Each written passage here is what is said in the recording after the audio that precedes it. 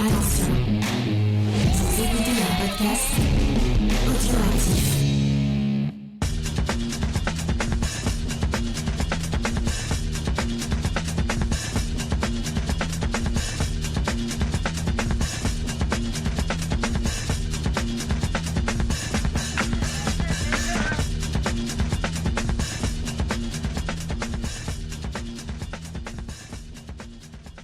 Salut à tous et bienvenue dans le podcast des réfracteurs. Nous sommes très heureux de vous retrouver après une pause qui aura été assez longue. Il faut bien dire qu'au sortir du mois Lumette, nous étions assez fatigués.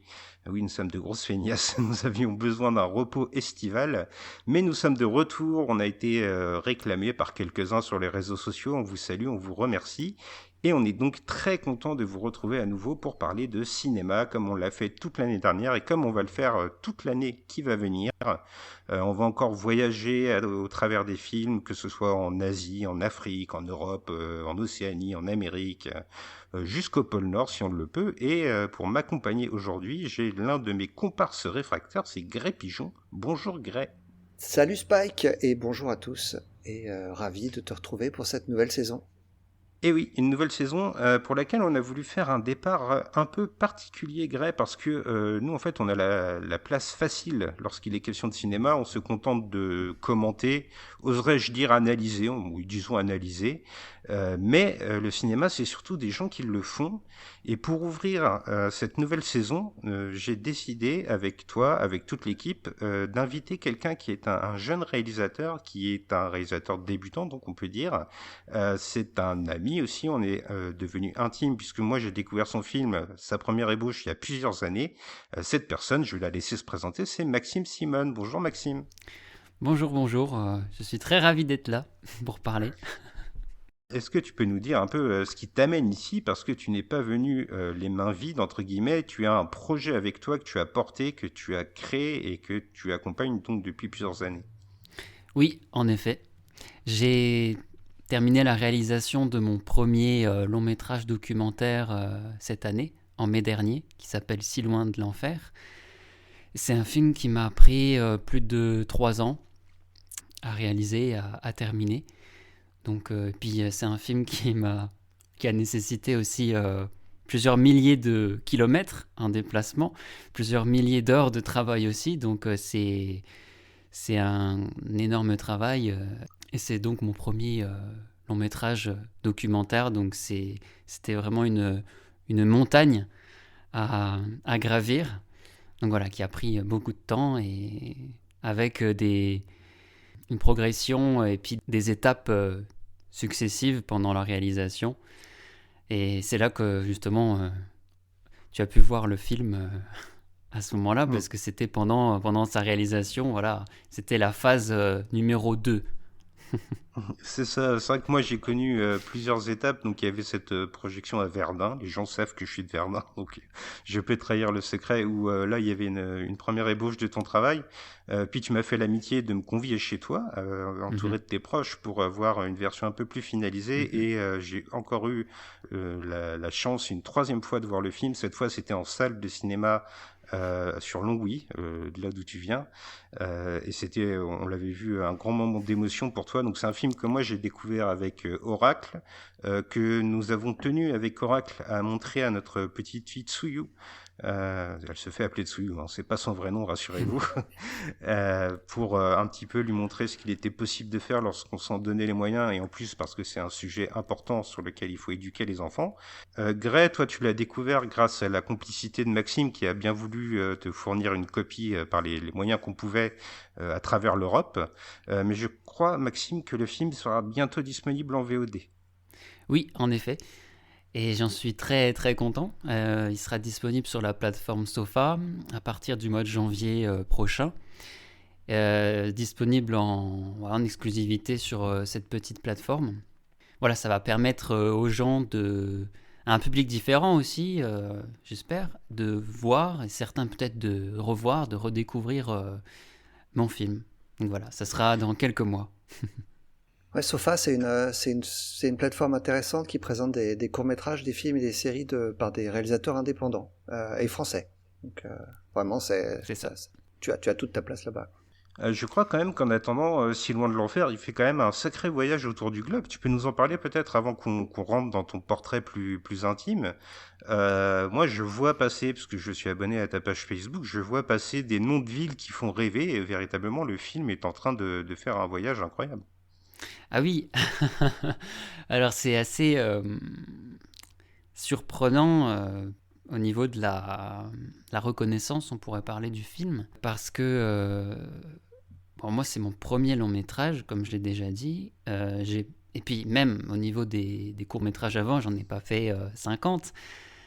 Et j'ai jamais eu, par exemple, si on parle de reconnaissance, de sélection dans un festival ou de prix, toutes ces choses-là, ça m'était plutôt inconnu. Mm. C'était plutôt les autres que je voyais briller. Et donc c'est assez surprenant de constater ça. Alors c'est très agréable, mais c'est très surprenant de voir, d'apprendre tout à coup des sélections qui tombent dans plein de... Alors, des festivals de taille modeste, hein, on ne parle pas du festival de Cannes, etc. Mais quand même, des choses qui, moi, me font énormément plaisir, parce que certes, des petits festivals, que ce soit en Europe de l'Est, que ce soit aux États-Unis, que ce soit au Japon, en Inde aussi, et ça veut dire que, à l'autre bout du monde, hein, quasiment, des gens, voilà, même un petit cercle de personnes, ont été touchés par le film. Le film les a... Enfin, il y a eu un intérêt. Et donc ça me touche beaucoup, en fait. Voilà. C'est déjà quelque chose d'assez surprenant pour moi, même insoupçonné, on pourrait dire, parce que je pensais pas que ça pourrait être si porteur, en fait. Il faut dire qu'il y a un message vraiment universel dans ton film. Alors, on va venir dans le détail du Mhm. film dans quelques secondes, mais si on t'a fait venir aussi aujourd'hui, c'est parce que par rapport à Gray et à moi, tu es jeune. On s'est demandé aussi ce que ça représentait pour une jeune personne comme toi, qui est autour des 30 ans, désolé de dévoiler ton âge, ce que ça représente de prendre sa caméra, de se dire je vais faire un film, je vais mettre sur pied un projet, je vais m'y investir à 100%. Et pour ça, je te propose de nous laisser pénétrer un peu dans ton intimité de cinéphile. Et la première question, elle est presque naturelle lorsqu'on parle entre cinéphiles. Donc, c'est qu'est-ce qui t'a passionné pour le cinéma et quels ont été tes premiers grands chocs de cinéma quand tu étais enfant? Ça y est, la fameuse question. Euh, c'est des choses qui, même moi, auxquelles des fois je pense, hein, à ces premiers amours, on pourrait dire, de cinéma. Parce qu'avec le recul, on voit que les années passent et ça nous semble très lointain. Je pense il y a deux parties, parce qu'il y a d'un côté la cinéphilie naissante, c'est-à-dire l'intérêt pour le cinéma, l'amour pour le cinéma. Et après, d'un autre côté, il y a l'envie de faire des films. Et ça, en ce qui me concerne, c'est venu plutôt tardivement, parce que, bon, il paraît que je suis jeune, tant mieux, encore. Mais moi, je pense m'être mis assez tardivement, surtout à l'ère du numérique, Internet, etc., les réseaux sociaux. Je pense m'être mis assez tardivement à vouloir et puis à faire des films. Mais les premiers chocs cinématographiques, je sais que je viens d'une famille pas forcément cinéphile, mais j'ai hérité des affinités, on pourrait dire cinéma de mes parents par exemple. Et je sais que on m'a fait voir des films qui n'étaient pas vraiment de mon âge en fait, qui étaient plutôt au-dessus de mon âge en fait. Donc je me rappelle jeune, je sais pas, 10, 12 ans, je me rappelle, c'était à cette période-là que je découvrais Alien par exemple, voilà, des films comme ça. Ah oui. Soleil Vert, ça, c'est des films qui m'ont... C'est des films qui m'ont vraiment marqué, surtout que j'ai traîné ça longtemps. À cette époque, en fait, je voyais autour de moi, je voyais beaucoup de gens, des amis, etc., chez qui le rapport au cinéma était un peu un rapport je dirais pas cynique, mais propice à la moquerie, etc. Enfin, c'était facile de se moquer des films, en fait. Et moi, en fait, les films que j'ai vus, surtout les films d'horreur, les films un peu fantastiques, voilà, surtout les films vieux, c'est nul. et, et je sais que moi, par exemple, voilà, Alien, Soleil Vert, Blade Runner, des films comme ça, c'est beaucoup la SF, parce que mon père aimait beaucoup la SF, donc il m'a fait voir pas mal de films comme ça, assez jeune. Et moi, les films sont devenus quelque chose d'impressionnant, d'imposant, en fait. Et jamais j'aurais pu me dire, oh là là, c'est ridicule, parce que ça m'a vraiment impressionné, quoi. Et je pense que ça a été très très fort dans mon rapport au cinéma, dans comment il s'est développé par la suite, parce que le cinéma est quelque chose qui m'a impressionné. Et donc il y avait ce rapport intime qui s'est créé et l'envie de retourner, en fait. C'est vraiment une rencontre, l'impression d'avoir vécu presque un souvenir, en fait. Donc c'est quelque chose qui est propice à hanter et puis à nourrir le désir d'aller plus loin, d'en savoir plus et d'y revenir. Et voilà, ça c'est une période très, très importante. C'était, on va dire, un intérêt pour les films, mais pas forcément pour le cinéma. Ça c'est venu quand même plus tardivement à l'âge adulte, on va dire, où vraiment il y a le côté, voilà, s'intéresser au cinéma, plonger dans l'histoire du cinéma pour en savoir plus, en fait, tout simplement, et découvrir des mondes, hein, parce que c'est vraiment des mondes, explorer des mondes cinématographiques différents. Alors justement, lesquels de ces films t'ont donné envie de faire ce métier? Je veux dire par là, enfin, à quel film tu as été confronté et sur lequel tu t'es dit, tiens, comment est-ce que ça a été filmé? Comment est-ce que moi j'aurais pu imposer ma vision? Vraiment, le métier du cinéma, c'est venu à travers quelle œuvre? Alors, c'est important. Donc ça, c'est la deuxième partie, justement. Parce que d'un côté, il y a le plaisir, et voilà, éprouver du plaisir en regardant des films, et chercher des choses, et aller plus loin. Et puis après, il y a vraiment on pourrait dire, le côté plus cinéphile, et l'envie de faire des films en regardant les films différemment, du coup. En disant, voilà... comment c'est fait, en essayant vraiment d'avoir un regard un peu plus analytique, on pourrait dire, mais surtout à essayer de savoir comment c'est fait, et peut-être de pouvoir puiser dans la magie du cinéma pour essayer de soi-même faire des films. Alors, donc tout à l'heure, je parlais des films, voilà, de SF, etc., dans lesquels j'ai baigné, j'ai grandi. Après, il y avait aussi les films au cinéma que je voyais, Le Seigneur des Anneaux, voilà, des films comme ça. C'est des trucs qui ont quand même complètement bercé mon enfance, et ensuite qui m'ont poursuivi à l'adolescence. Et puis, moi, il y a eu un déclic, c'était en 2007, si je ne me trompe pas. Je m'étais confronté. Alors, c'était mon père qui m'avait emmené au cinéma, donc de moi-même, j'aurais pas su, hein. C'était pour aller voir No Country for Old Men. Oh. Et je me souviens d'un souvenir, c'était une vision difficile. C'est-à-dire, le film me semblait très âpre.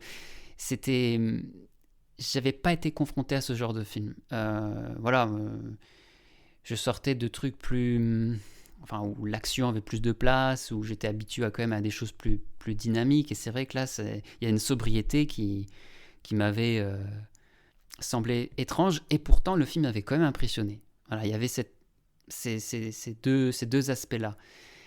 Et à partir de là, j'ai commencé à vouloir regarder des films différents, plus lents, et à être sensible aussi, parce que c'est un apprentissage tout ça, à être sensible à des choses beaucoup plus subtiles au cinéma. Et puis après, de là, j'ai commencé...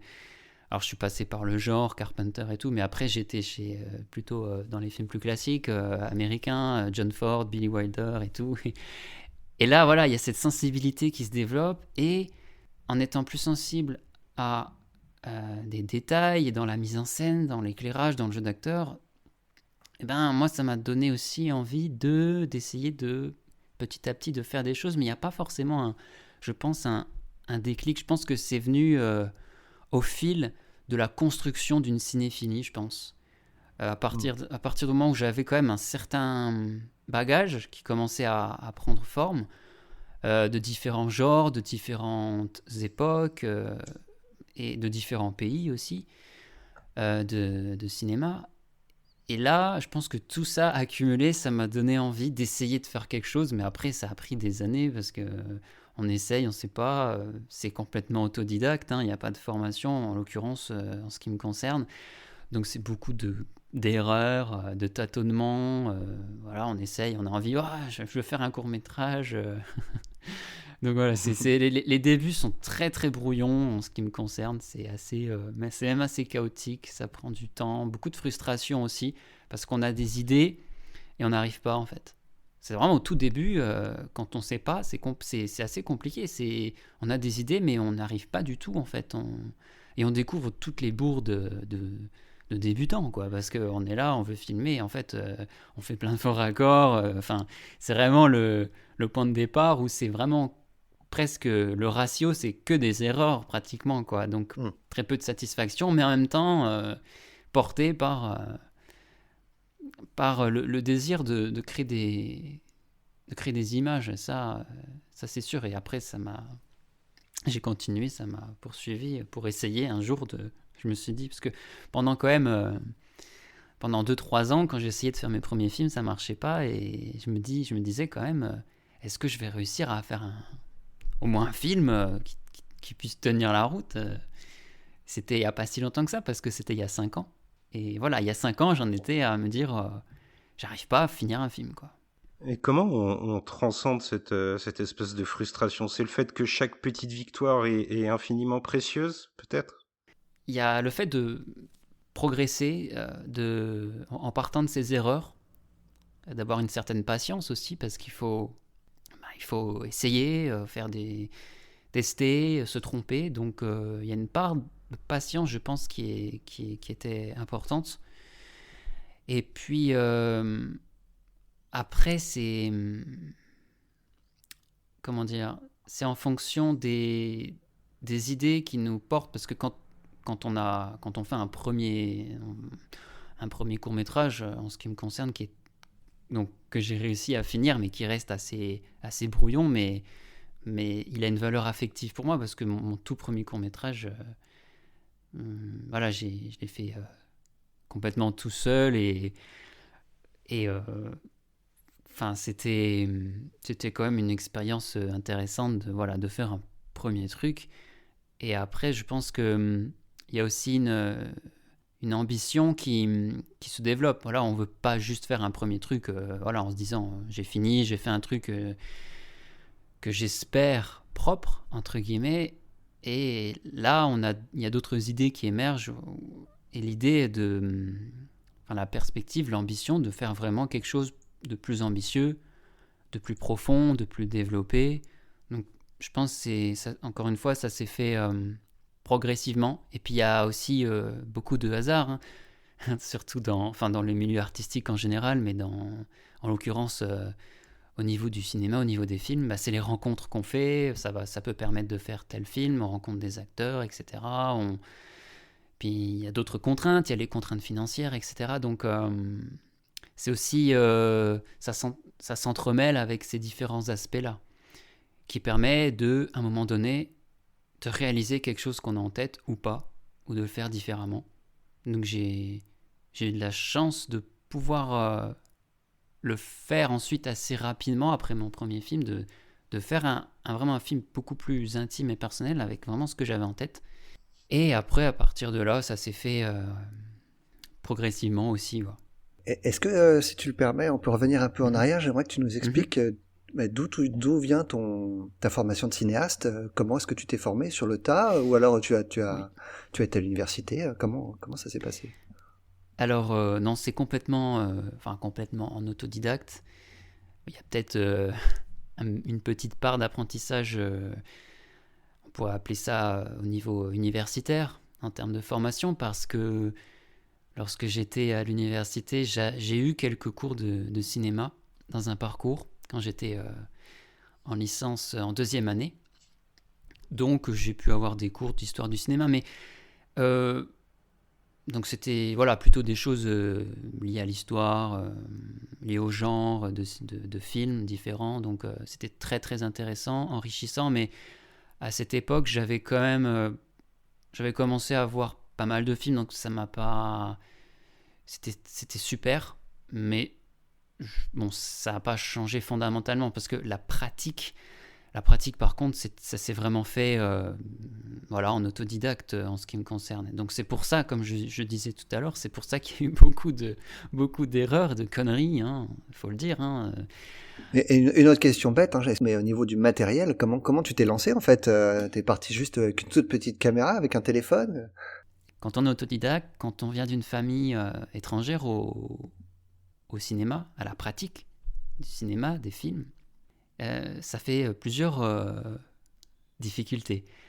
Parce que on n'a pas d'aide en termes de conseils techniques, pratiques.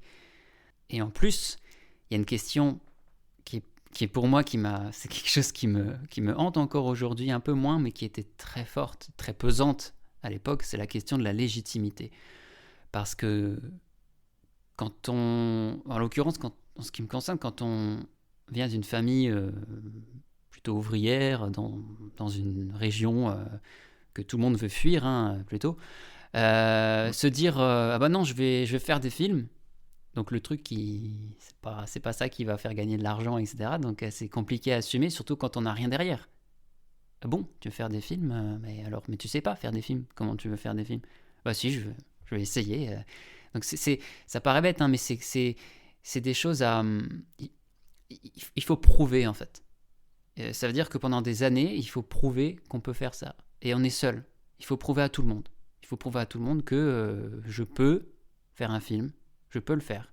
Alors ça, c'est quelque chose moi, qui était très pesant pour moi, surtout tout début, hein, quand il fallait vraiment commencer. Et donc, quand la question de la légitimité est très sensible, les moyens financiers, ça va avec. Parce que quand on achète quelque chose, par exemple, on veut acheter une caméra, quand on n'a jamais fait, c'est compliqué. On s'expose aussi au regard des autres. Ah bon, une caméra? Mais d'où tu fais des films? Enfin, voilà, donc il faut aussi il faut batailler, ça demande beaucoup de confiance en soi. On doute aussi parce que les premiers,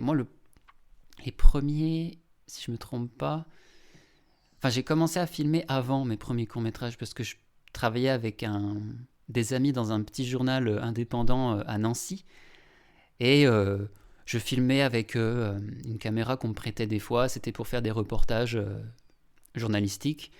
Et j'avais rien en fait, j'avais juste un vieil appareil photo qui filmait que j'avais de ma mère, mais ça faisait même pas de mise au point, enfin c'était n'importe quoi. Mais ça m'intéressait quoi. Et j'ai acheté ma première caméra il y a 5 ou 6 ans, donc ça a nécessité quand même un petit investissement, mais c'était nécessaire pour vraiment être indépendant et faire ce premier film. Voilà, ça a été un investissement parce que le cinéma, c'est quand même beaucoup de l'argent. C'est une question financière qui est quand même très importante parce que les moyens sont quand même très liés au rendu, à la qualité.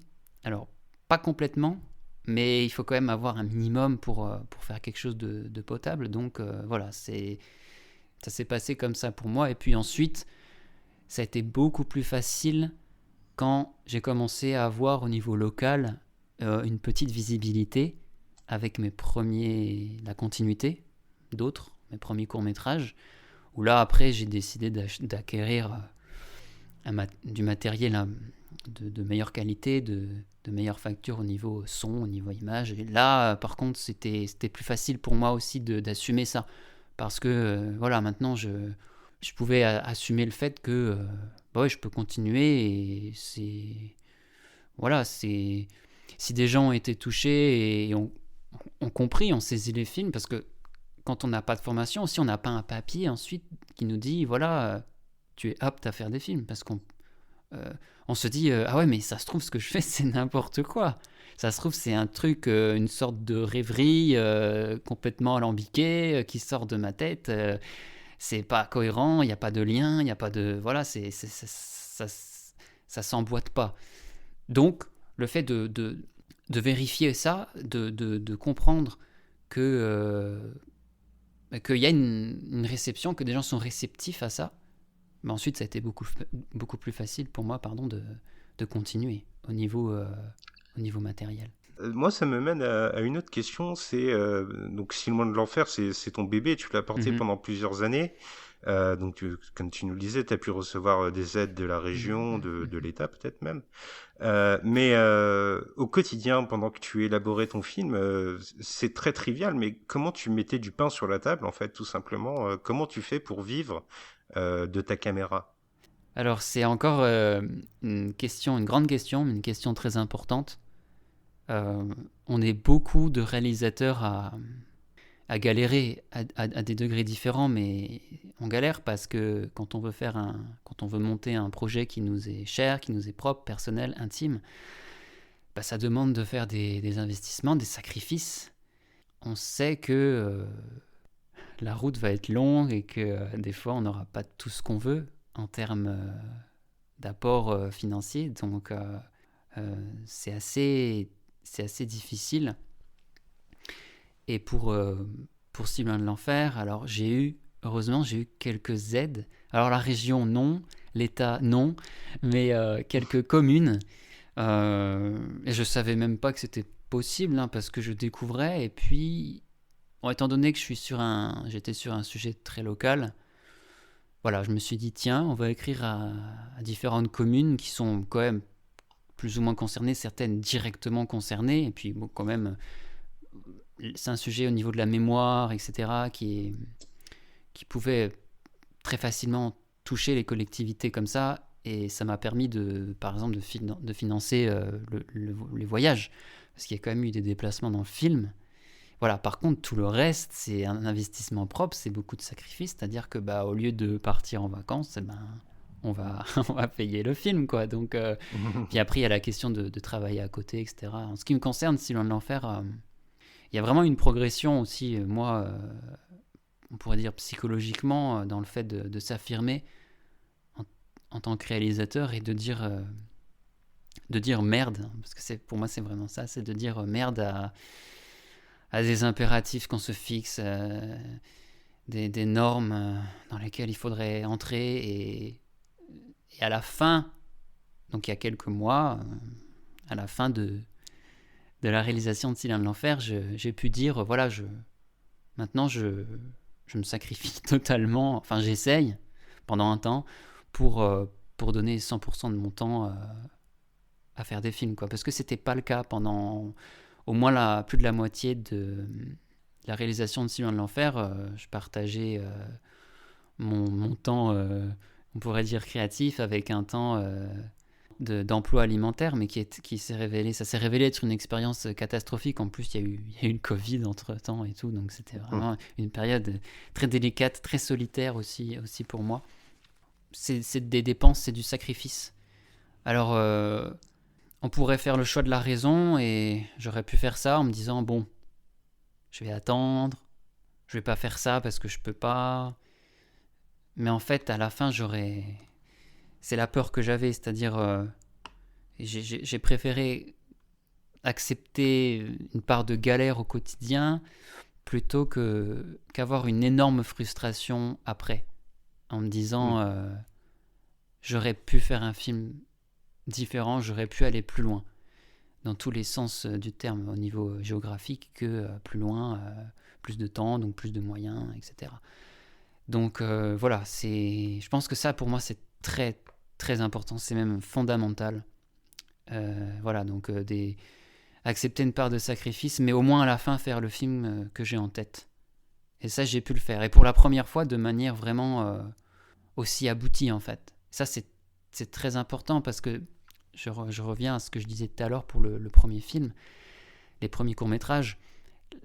Là, c'est le premier vrai film, entre guillemets, au sens long-métrage, film qui peut être diffusé au cinéma, dans une salle. Pour moi, c'est quand même, symboliquement aussi, c'est très fort, c'est très important. C'est mon premier vrai film, tel que je vois, parce que les films que je vois, que j'ai vus, c'est 99% des longs-métrages. Je regarde très peu de courts-métrages, à part les gens voilà, qui font comme moi, des fois, qui me passent des films, on les regarde et tout, mais Et voilà, pour moi, un film, c'est un long métrage. Donc là, je suis très fier d'avoir pu aller au bout, faire ça.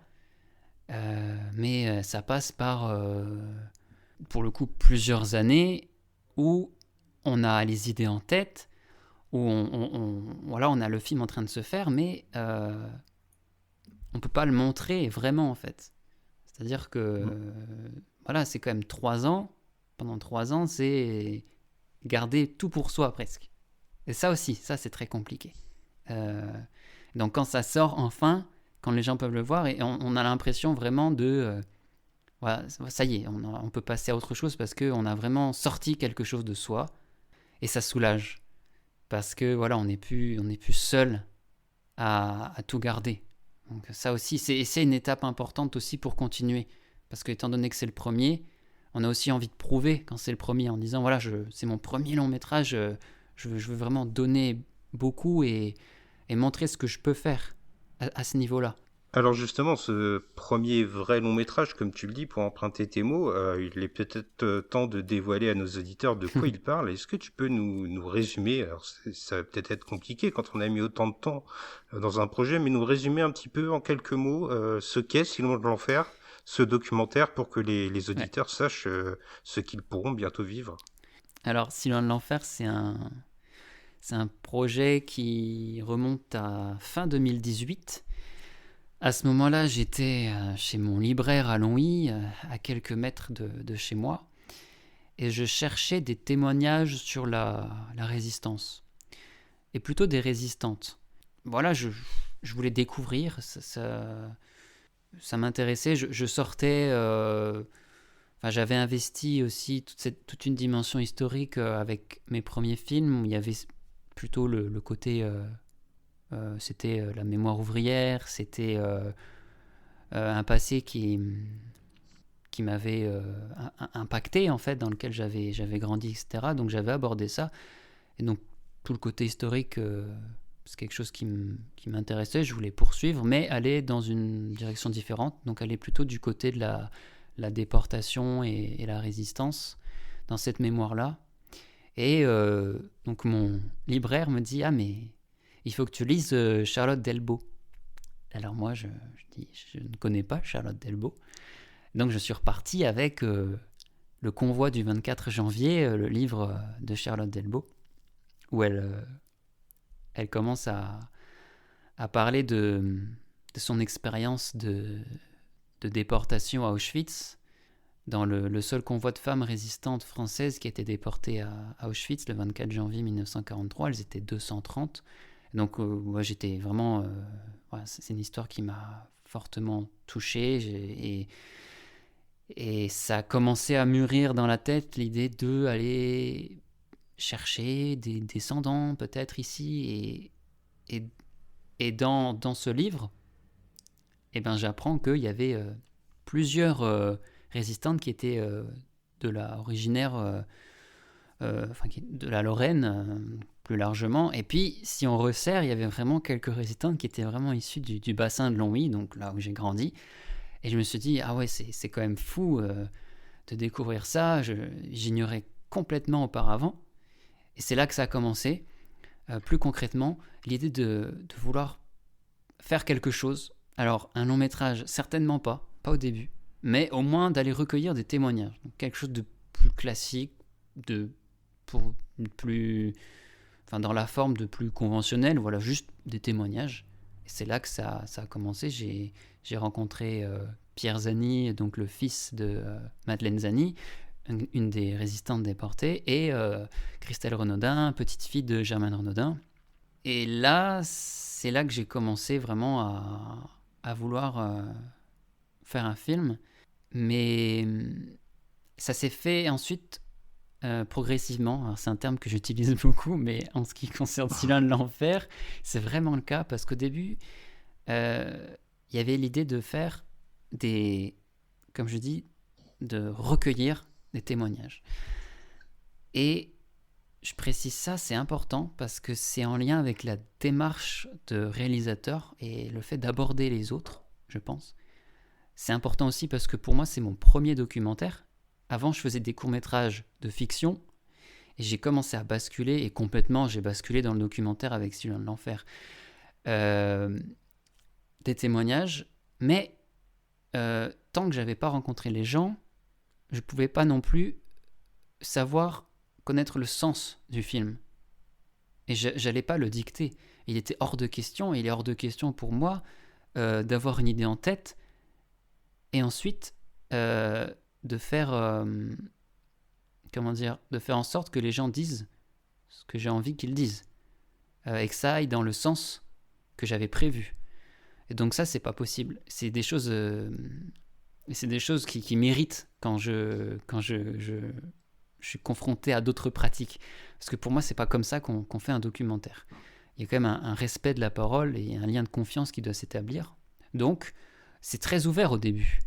Je vais rencontrer des gens, et puis là, donc, j'ai le témoignage bouleversant de Pierre Zani, qui me parle de sa mère, etc., déportée, qui n'est pas revenue, contrairement à Germaine Renaudin.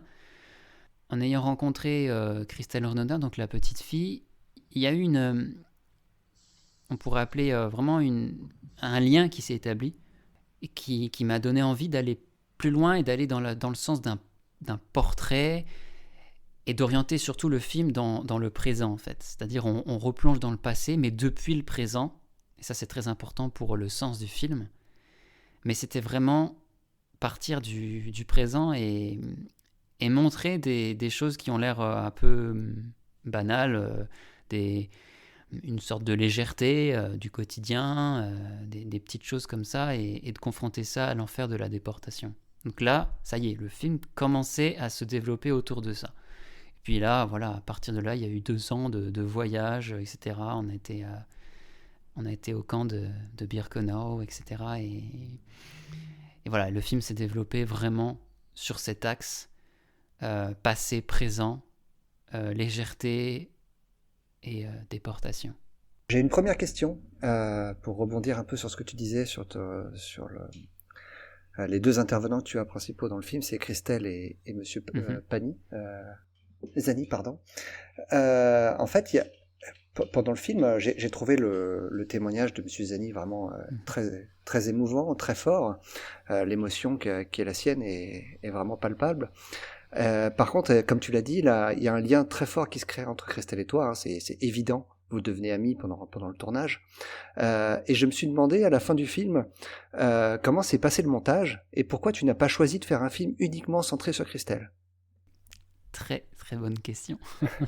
Mais c'est une question qui va m'amener à faire une autocritique. Mais allons-y. Donc comme je disais, au début du film, j'ai rencontré 2 descendants, et je pensais même en rencontrer plus. Je voyais ça de manière plus fournie en termes de participants. Et puis j'ai resserré aussi l'angle en étant beaucoup plus local, etc. Et puis quelque chose de beaucoup plus personnel, et puis en jouant sur le fait que j'ai rencontré donc Christelle Renaudin, une petite fille de résistante déportée qui habite à 700 mètres de chez moi. Et donc ça c'est vraiment pour le coup au niveau du montage, ça a été le point de départ. Au tournage aussi j'y pensais, mais le film commence comme ça parce que il y a ce côté aussi, le fait de découvrir un passé qu'on soupçonnait pas à moins d'1 kilomètre de chez soi, et j'ai trouvé ça très intéressant. Donc ça a été le point de départ. Voilà, je ne savais pas sur qui j'allais tomber. Je m'attendais plus à des témoignages comme j'ai pu avoir avec Pierre Zani, c'est-à-dire quelque chose de beaucoup plus sensible, beaucoup plus délicat. Le film aurait été différent. Et c'est Christelle en fait qui a redéfini le film en fait. C'est ce que j'ai reçu, c'est les signaux que j'ai reçus de cette personne qui m'ont fait dire tiens, il y a quelque chose à faire. Si j'avais rencontré que Christelle, uniquement Christelle, je pense que le film aurait été uniquement sur elle. Mais j'avais déjà Pierre Zani, et j'avais déjà ce côté, cette piste sur les 2 résistantes qui on n'a pas de preuve qu'elles se connaissaient, mais elles ont vécu la même chose, etc. Et Et je m'interroge dans le film en me disant peut-être on n'a pas de preuves, mais il y a quand même, on peut raisonnablement penser qu'elles se sont forcément parlé à un moment, croisées, elles ont échangé des mots, etc. Et c'est quelque chose qui était déjà en chantier. Et puis il y avait ce contraste, comme je disais, entre passé et présent, et ce contraste émotionnel. C'est-à-dire que Pierzani est du côté de l'enfer de la déportation, parce que son témoignage est troublant voilà, c'est quelque chose qui nous plonge. C'est une victime directe de la déportation, ce que n'est pas Christelle, elle est une victime Voilà, indirecte. c'est ça. Donc Pierzani, il participe de ce contraste-là.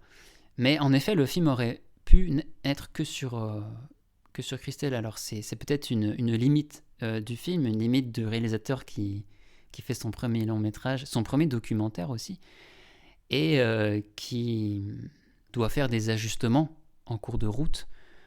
Et ça a été le cas. Je me suis pas dit je vais faire un film sur une personne, en fait. Ça me semblait, c'est peut-être, je sais pas si c'est une peur ou la peur de pas avoir assez de matière, enfin j'avais besoin peut-être de me protéger. En plus, à ce moment-là, je réalisais un film sur des témoignages de sidérurgistes qu'on m'avait demandé de faire, et c'est un film où il y a, je crois, 17 personnes qui parlent. Donc j'étais dans ce truc très collectif, en fait. Et Sylvain de l'Enfer, je pense pour moi, ça a été vraiment aussi un déclic qui me pousse maintenant à faire des films, l'envie de faire des films sur peut-être une seule personne, en fait, sans avoir peur de ce que ça peut donner, en fait, et d'accentuer le côté portrait. Donc le film aurait pu n'être que sur Christelle, je pense, clairement. Il y a quelque chose que tu n'as pas abordé dans ton résumé, c'est le fait que le film n'aborde pas que la déportation et ses conséquences, mais aussi la vie des gens, Bien sûr. de Christelle et de Monsieur Zani. Après, quelle vie ils ont vécu, comment cette déportation les a affectés, mais pas seulement aussi. Comment le fait de vivre à Longwy, qu'est-ce que c'est de vivre à Longwy pendant toutes ces années d'après-guerre? Oui, alors il y a ça aussi. Il y a le côté présent et le côté biographique. C'était aussi très important parce que je voulais pas faire un truc. Enfin, ça c'est important ce que je veux dire. Enfin, ça paraît étrange, mais je le dis quand même. Il y a le désir de faire cinéma derrière. Alors c'est pas une fiction. Il y a très peu de moyens, donc du cinéma, c'est quand même un peu prétentieux. Mais moi, c'est le cinéma qui me porte. Et le langage qui m'a le plus porté, c'est le langage de la fiction. J'adore le documentaire, j'en ai vu, mais j'ai vu plus de fiction. Et le langage de la fiction est celui qui m'a le plus marqué. Comment il est vecteur d'émotion, de sens. Et donc utiliser ça dans un documentaire, c'est quelque chose qui est, pour moi, très intéressant à faire, et je trouve ça très plaisant. Et là, à ce niveau-là, il y avait ce côté montrer la vie, montrer le présent, ce côté biographique, pas que ce soit un film sur le côté uniquement historique, etc. Il fallait que ce soit quand même que ce soit vivant, et donc je tenais à ce qu'il y ait cet aspect focalisé sur maintenant, donc sur les descendants. Il se trouve, parce qu'on est sur les... Je parlais des... Tout à l'heure, je disais mon autocritique, mais on est aussi sur les imprévus quand on fait un film, surtout un documentaire. C'est que, comme je disais, on ne sait pas forcément sur qui on va tomber, et il y a tout un aspect préliminaire, en fait, qui est très important pour avoir une idée de ce que la personne peut apporter dans un film, et comment s'adapter aussi à ça. Pierzani, étant donné que son témoignage a été très éprouvant pour lui, même s'il a tout de suite accepté, etc. Et il voulait absolument témoigner, je précise. Mais les rencontres il y a eu très peu de rencontres, il y a eu très peu de tournages comparé au tournage avec Christelle. J'allais te poser la question, ta rencontre avec Pierre Zani, comment ça s'est passé après l'enregistrement? Parce qu'il est évidemment, ça c'est évident quand on voit le film, qu'il est très marqué par votre discussion, et qu'il est très ému, même au-delà de ça. Il parle énormément du fait qu'il ne s'est jamais remis de la disparition de sa mère, il le dit à plusieurs reprises, parce qu'on n'a pas du tout ce sentiment évidemment avec Christelle, qui elle n'a jamais connu sa grand-mère. Comment est-ce que tu arrives à gérer ce genre d'entretien avec une personne qui, en face de toi, est de manière évidente complètement déboussolée? Oui, c'était assez déstabilisant. Parce que dans l'idéal, et j'ai d'ailleurs proposé, je lui avais proposé à Pierre Zani de faire d'autres tournages et de le montrer plus dans sa vie, dans un quotidien, comme ce que j'ai fait avec Christelle. Mais ça n'a pas été possible, ce que je respecte. Mais comme je disais, j'ai dû m'adapter par rapport à ça. Pierre Zani, son témoignage dans le film, il est vraiment du côté essentiellement de la souffrance. Et heureusement, il y a des passages plus légers, parce que dans les entretiens qu'on a eus, dans les échanges plutôt, voilà, il y a eu des questions de ma part plutôt le concernant, et donc ça permet d'apporter un peu plus de légèreté à son portrait, et heureusement. Donc ça, c'était très important. Mais c'est vrai que donc le premier tournage, donc c'était en avril 2019, parce que Pierre Zani n'est plus de la région de Longwy, il habite près de Nancy maintenant. Donc je me suis rendu chez lui, il m'avait invité chez lui, etc. Donc c'est quelqu'un de très agréable. Et quand on a lancé l'enregistrement, quand on a commencé à parler, j'étais surpris parce que moi, c'est la première fois que je me confrontais à un sujet aussi lourd, aussi délicat. On parle donc déjà de la déportation, et puis la déportation qui touche directement quelqu'un dans sa famille avec une mort, donc, et en l'occurrence de sa mère. Donc c'est quand même quelque chose de très délicat. Et moi-même, j'étais surpris qu'il se dévoile à ce point, en fait. Je m'attendais forcément à quelque chose d'assez solennel, un témoignage, mais il faut avoir une certaine...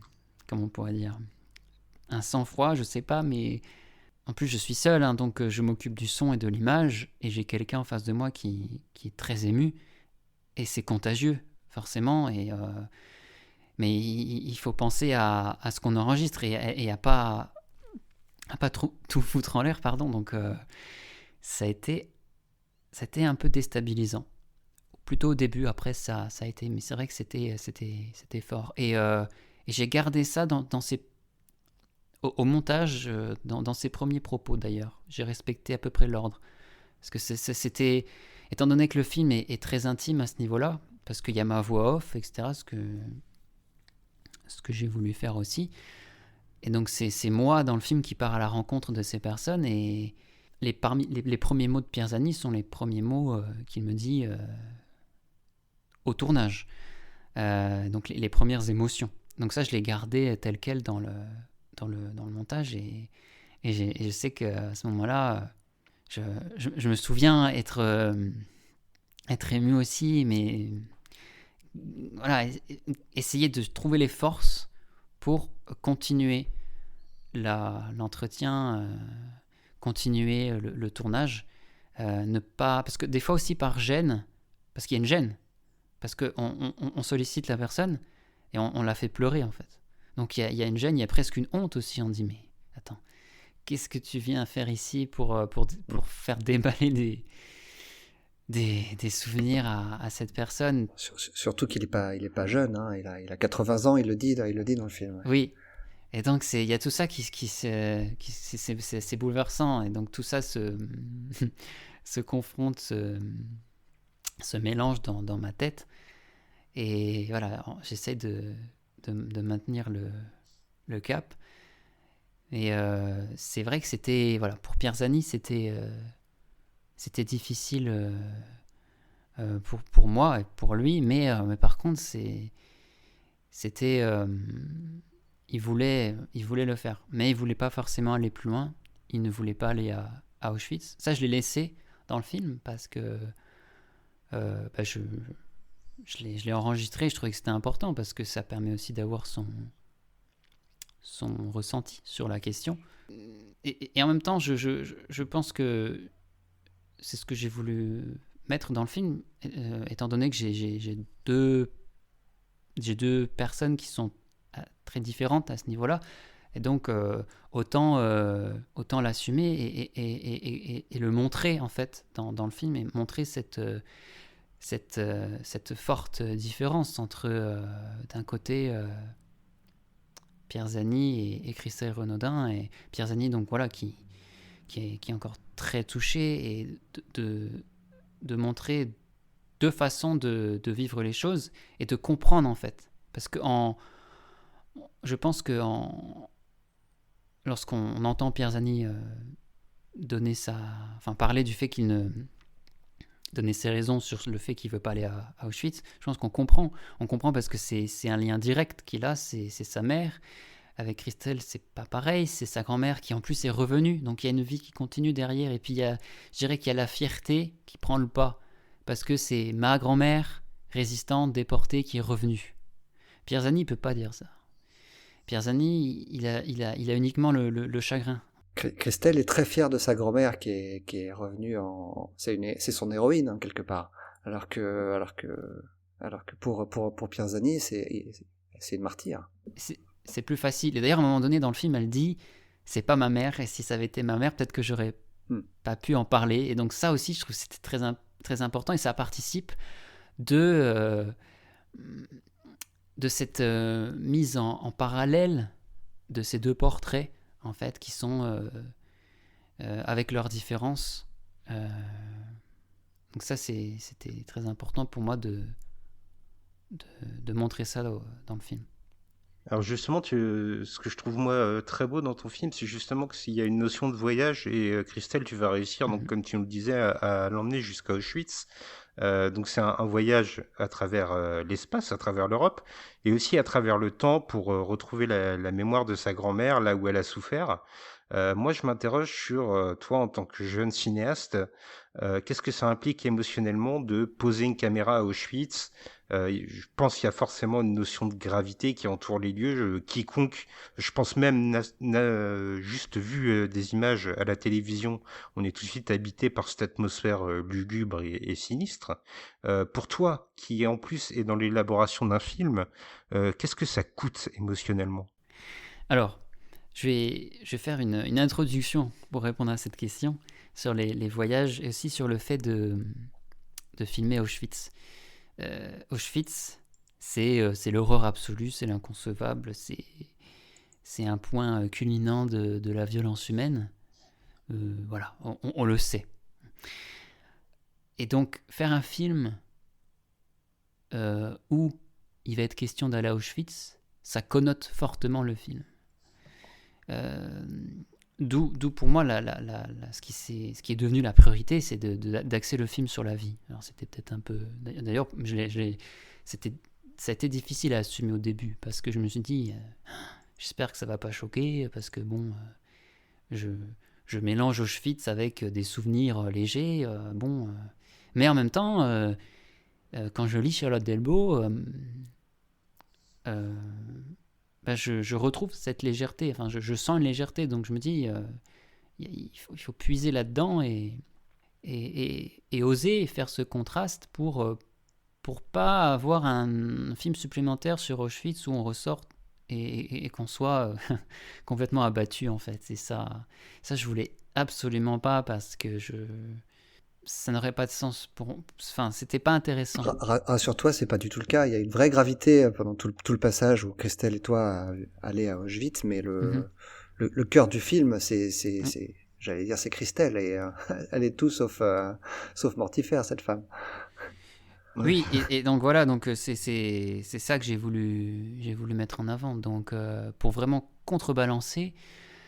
Et aussi, ça permettait ça c'est quand même très important, parce que pour apprécier quelque chose, apprécier au sens vraiment prendre en compte, avoir conscience, pour apprécier un élément, une émotion, quelque chose, je pense qu'il faut un contraste. Dire, si on montre uniquement Auschwitz, si on montre uniquement l'horreur, est-ce qu'on apprécie, est-ce qu'on ressent vraiment ce que c'est l'horreur ? C'est une question qui m'a, qui était très importante pour moi et qui a nourri le montage, c'est-à-dire ressentir deux extrêmes en termes d'émotions, donc tout ce qui est le bonheur, la légèreté, puis de l'autre côté l'enfer, de la déportation, voilà, la perte d'espoir, voilà. Il faut les deux pour que ça prenne. C'est-à-dire que et tout le cœur du film est là en fait. C'est ce que je me suis dit. Si on veut ressentir l'horreur d'Auschwitz, il faut que derrière on ait quelque chose de plus léger. Il faut qu'il y ait ce contraste en fait. Il faut qu'il y ait ce décalage. S'il n'y a pas ce décalage, ça ne marche pas. En fait, si on est content du beau temps, c'est parce qu'avant il y a eu mauvais temps. En fait, c'est d'autant plus fort. Si c'est uniquement noir, je pense que ça a moins d'impact.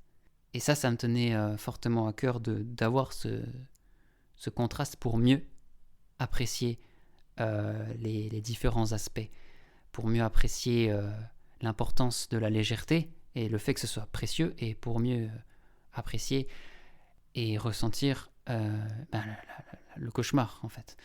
Le cauchemar de la déportation. Je vais faire une question complémentaire à celle de Spike, c'est sur le tournage à Auschwitz. Comment ça s'est passé sur place et comment est-ce qu'on obtient le droit de tourner là-bas ? Alors justement, j'allais répondre. Alors c'était par rapport je fais juste une petite parenthèse sur les voyages, parce que le premier voyage, c'était à Compiègne-Romainville. C'était le premier tournage avec Christelle. Et c'était très ouvert, en fait. C'était aussi pour établir un lien de confiance. Hein, donc j'ai filmé pendant presque tout le trajet. Il y a des bouts d'ailleurs dans le film quand on est en voiture. Et c'est en fait, elle parlait, c'était très libre en fait, et elle m'a raconté plein de souvenirs personnels et tout. Mais c'était important pour établir la confiance, donc voilà, d'avoir ce côté très, très ouvert et pas du tout directif. Et sachant qu'on allait sur un tournage qui commençait déjà à être difficile parce que c'était sur des lieux de mémoire. Et il y a eu donc ce premier voyage-là. Et ensuite, il n'était pas question encore d'aller à Auschwitz. En fait, je crois que c'est pendant ce voyage-là. On s'est arrêté à une aire d'autoroute, à un moment donné, en allant vers Compiègne, donc vers Paris. Et on parlait de la suite. Alors, je ne sais plus comment on en est arrivé à là, mais à un moment donné, je sais très bien, je me souviens, avec Christelle, on s'est dit, ouais, on va aller, il faut qu'on filme, il faut qu'on aille au bout, en fait. Parce qu'on retrace le passé de sa grand-mère, donc on va sur ses pas, etc. Et donc, ça semblait logique d'inclure Auschwitz, mais c'est vrai que c'est un film avec des moyens presque dérisoires.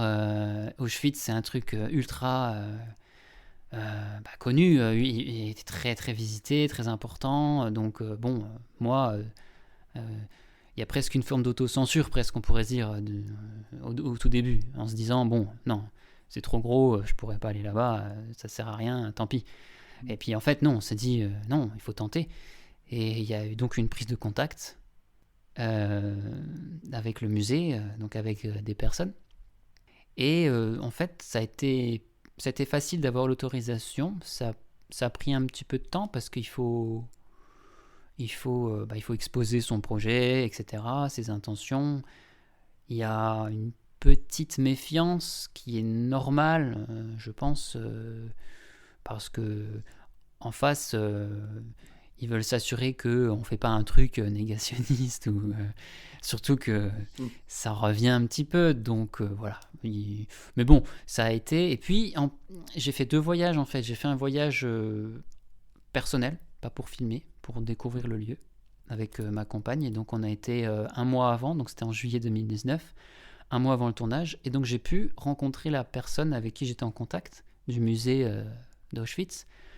Et ça, c'était très important parce qu'on a pu parler de vive voix. Donc, en plus, c'est quelqu'un qui parle très bien français, donc une Polonaise qui parle très bien français. Donc, voilà, l'échange a été très cordial. Et donc, voilà, c'était acté à ce moment-là que lors de ma première visite, qui m'a permis d'ailleurs de faire une sorte de repérage, c'est-à-dire voilà, qu'est-ce que je peux filmer aussi et qu'est-ce que j'ai le droit, parce que qu'est-ce que je peux dans ma tête en disant voilà, par rapport au film, les endroits où il s'est passé ça, c'est en lien avec eux, avec les déportés, avec la grand-mère de Christelle, et puis le droit aussi, parce qu'il y a certains, ils sont très peu, mais il y a certains endroits qu'on ne peut pas filmer. C'est interdiction absolue de filmer à Auschwitz. Mais c'est à Auschwitz, c'est pas à Birkenau, c'est dans la partie musée, exposition d'Auschwitz. Donc c'était pas grave pour moi de pas filmer ça. Puis comment dire, je me confronte à un passé qui n'est pas, qui est un passé de déportation politique, qui n'est pas la Shoah. Donc tout n'était pas crucial à filmer pour moi, parce que Auschwitz, c'est quand même le symbole de la Shoah, de la déportation des Juifs, hein, c'est surtout ça. Les autres déportations ont moins de place en termes d'importance et de gravité que la Shoah. Mais sinon, ça a été relativement facile pour pouvoir filmer. On a eu un guide et voilà, ensuite le tournage s'est passé le 15 août. Alors c'était la seule possibilité, je crois, le 15 août 2019. Il se trouve que c'était férié, donc on a eu quelques soucis avec ça, parce qu'il y avait moins de guides, etc. Mais bon, ça, on a pu s'arranger quand même, parce qu'on a filmé, si je me trompe pas, c'était 15, mais je crois que c'était 2 ou 3 jours qu'on est resté là-bas. Et Christelle n'avait jamais été à Auschwitz. Moi, j'avais été une fois, mais c'était encore très récent, donc c'était 1 mois auparavant, donc je connaissais l'endroit, mais c'était pour moi comme une première aussi, surtout qu'il y avait la pression liée au fait de filmer, d'enregistrer des images, et puis ce qui me tenait à cœur aussi dans le film, c'est la spontanéité. Donc il y a le côté direct. Donc c'est des choses, il faut assurer, quoi. Il faut capter, il faut pas être déstabilisé, comme ce que je disais pour Pierzani, en fait. D'ailleurs, pour Pierzani, il n'y a pas eu de répétition ou de choses comme ça, hein, par exemple. Il savait, grosso modo, ce dont on allait parler. Il y avait un petit briefing, si on pourrait dire. Mais je voulais surtout pas commencer la discussion avant le tournage, parce que je pense que ça aurait été différent. Il y a cette spontanéité que je voulais vraiment chercher. Sinon, je veux pas faire de film. Franchement, je le dis comme ça m'intéresse pas. Ou alors on fait de la fiction. C'est différent. Mais dans la fiction aussi, il peut être question de spontanéité. Mais bref, c'est différent. Mais là, en documentaire, non. Donc là, je voulais vraiment avoir cet aspect direct. Donc, par exemple, dans le bloc 26, le bloc où je filme Christelle entrée, je suis entré avant. J'ai dit attends, j'ai dit à Christelle, je rentre avant, je me prépare et tu rentres. Et je te filme découvrir le truc, quoi. Sinon, ça n'aurait pas eu de force. Parce que ça aurait été de la mise en scène. Et donc là, je suis entré avant, mais en entrant dans ce bloc, il s'est passé c'est indescriptible, en fait. Je pense qu'il faut visiter Auschwitz et Birkenau pour, plus généralement, je pense, un camp de concentration, mais peut-être encore plus fortement ce camp-là, qui est quand même un symbole de l'horreur. Il faut passer par là pour comprendre ce qu'on peut ressentir. Je pense que c'est vraiment difficile. C'est comme on est submergé par quelque chose et c'est incontrôlable, en fait. C'est une émotion c'est une sorte de détresse. C'est très bizarre, en fait. C'est comme s'il y avait quelque chose de... Alors je suis pas du tout dans ces croyances-là, mais c'est comme s'il y avait une sorte de quelque chose des esprits, des fantômes un peu qui étaient autour de nous, en fait. On a vraiment ce côté présence, en fait, et moi, ouais, j'ai vraiment ressenti comme ça. C'est vraiment impressionnant. Je rentre là-dedans et puis il y a cette odeur de terre, comme ça, de poussière mélangée à de la terre. En plus, il pleuvait quand on a filmé le premier jour, donc il y a toute cette humidité aussi. et ça sent tout ça, ça prend à la gorge, et en même temps, en plus, on se sent entouré, en fait, presque regardé par des fantômes à l'agonie, en fait. C'est vraiment que j'ai l'impression qu'il y a 1000 personnes, il y a 1000 fantômes dans ce bloc, et ils me regardent entrer avec ma caméra. Et moi, je suis pas très bien, en fait. Et ça a fait ça à Christelle aussi, et à mon père qui nous accompagnait. Ça fait la même chose, en fait. C'est ce côté, on rentre et il y a quelque chose qui s'abat sur nous, quoi. On est submergé par quelque chose. C'est incontrôlable. Et ça nous poursuit pendant tout le moment où on est présent dans le bloc. Sauf que là, voilà, comme je disais, je parlais de fait de garder ses forces. Il faut essayer de garder un certain détachement pour pouvoir filmer, parce qu'il faut filmer, il faut tenir la caméra, il faut il faut ajuster la mise au point, l'exposition, il faut filmer, il faut être professionnel, entre guillemets, si on peut dire. Donc ça demande une retenue. D'ailleurs, j'ai même culpabilisé de ça pendant le tournage, parce qu'à un moment donné, je filme les restes, les vestiges d'un des fours crématoires, et je filme ça. Je me rends compte à un moment donné que je filme de manière extrêmement froide, on pourrait dire, c'est-à-dire préparée. Voilà, j'enchaîne les plans, je fais des plans de coupe, et à un moment donné, je m'arrête et je me dis, et je dis à Christelle, mais c'est n'importe quoi, là, je suis pas connecté, je suis plus connecté au lieu, en fait. Et je m'en voulais à ce moment-là. Je dis, je suis déconnecté, je fais des images et je suis en train de filmer, je fais un gros plan des vestiges d'un four crématoire. Et là, du coup, j'essaie de me replonger. Je me force. Je me dis, t'es en train de filmer le four crématoire d'Auschwitz-Birkenau. Donc, c'est comme si je me secouais en me disant, mais ressens quelque chose, s'il te plaît. Fais quelque chose. Arrête d'être froid comme ça. Donc, je m'en suis voulu à un moment donné. C'est pour dire. Mais par contre, au début, j'étais très touché dans les premières images, le bloc 26. Et Christelle découvre ce bloc, et je suis ensuite Christelle, on ne sait même pas, le plan, ça dure à peu près 10 minutes.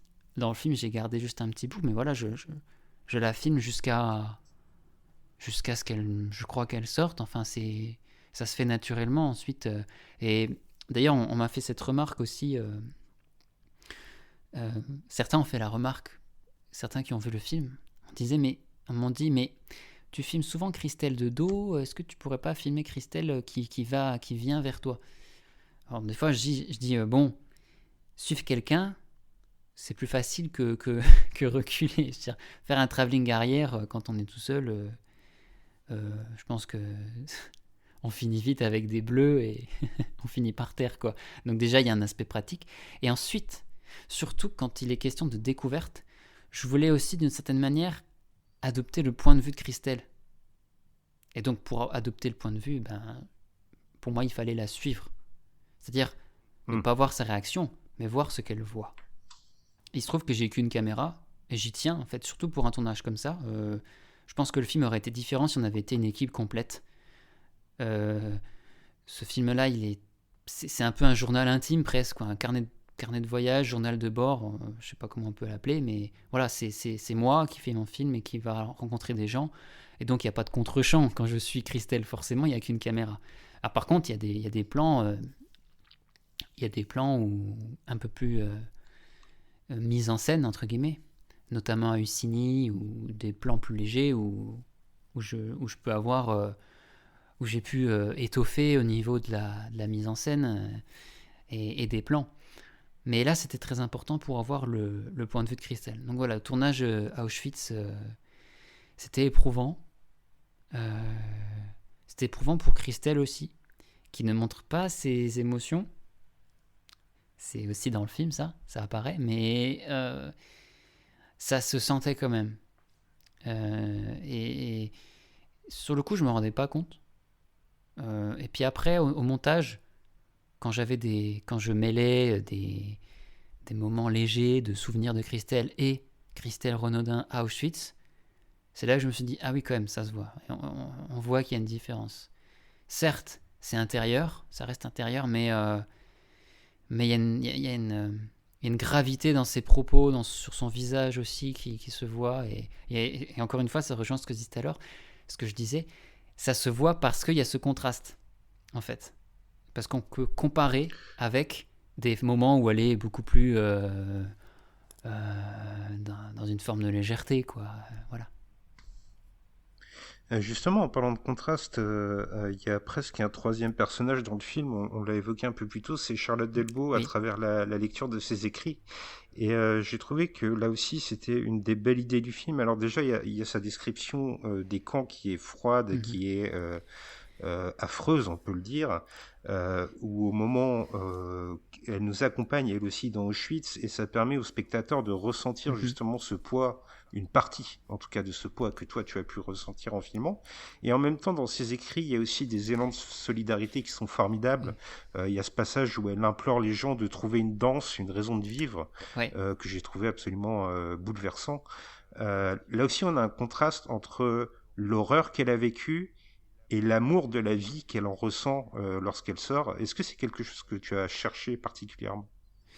Oui, alors, la rencontre.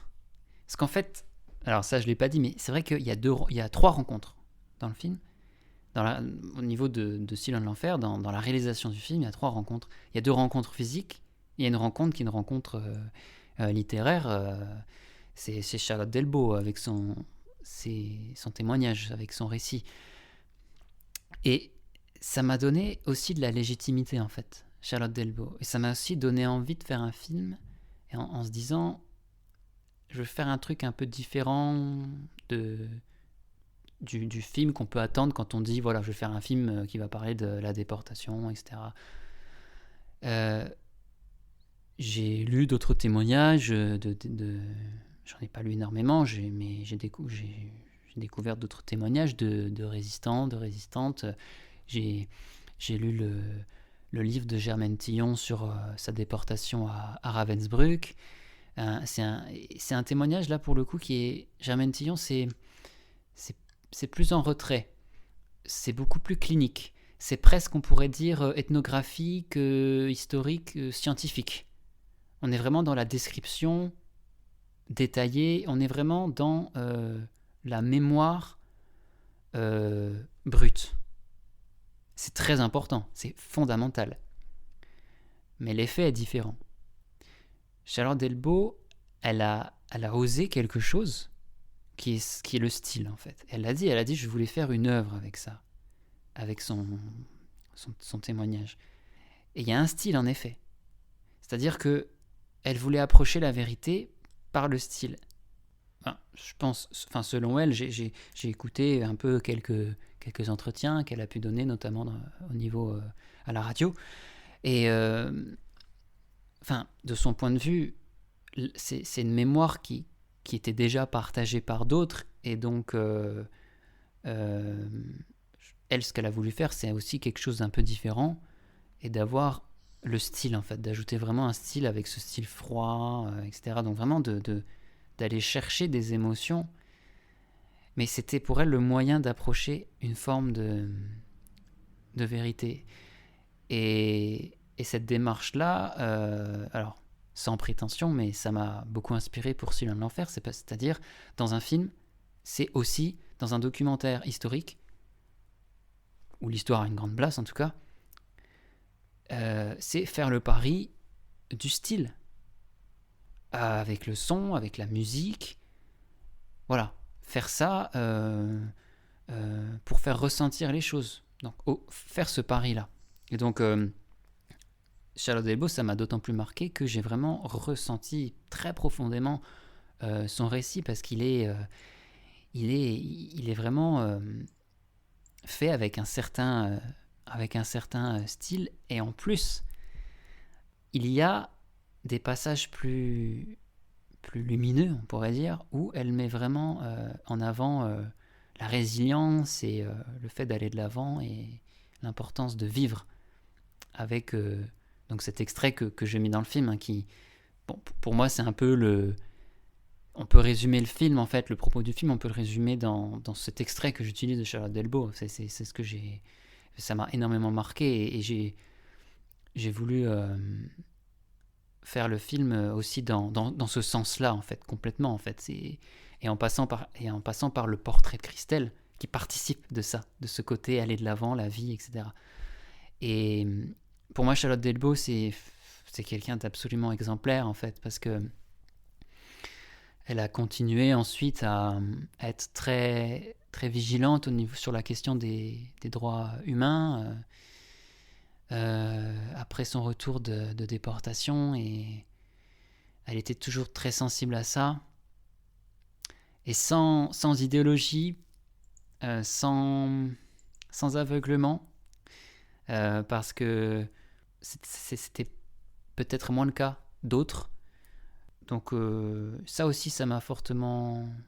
Je trouvais ça exemplaire, vraiment, en fait.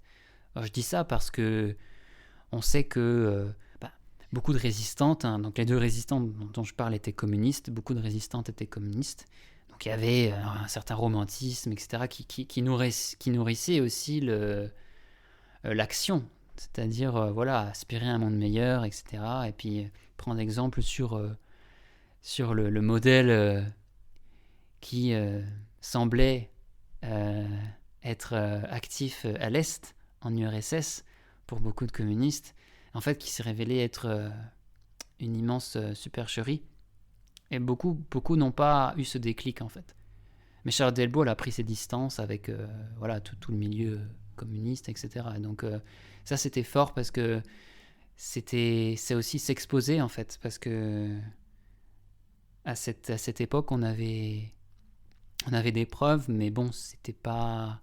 Enfin voilà, il y avait une part d'aveuglement aussi, quoi. Donc je dis ça parce que quand on est une résistante comme ça, donc qui s'est engagée pour un monde meilleur et pour chasser le fascisme et pour espérer construire un monde basé sur des libertés fortes, contre la guerre, et le respect pour le respect des droits humains, contre la violence, la répression, etc.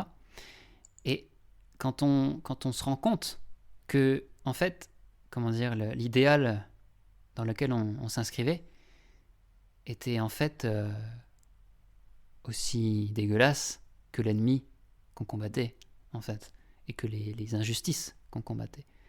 Et donc quand on découvre les goulags, quand on découvre la répression en URSS, la répression soviétique, etc., ben ça doit faire un choc. Parce qu'en fait, finalement, on se rend compte qu'on était face à deux monstres, mais l'un était encore pas vraiment révélé. Voilà. Mais ça, c'est très important. J'ai voulu développer cet aspect dans le film, mais le film aurait été trop long. Ça fait partie des scènes coupées, on va dire, sur la poursuite de l'engagement dans une forme de distance.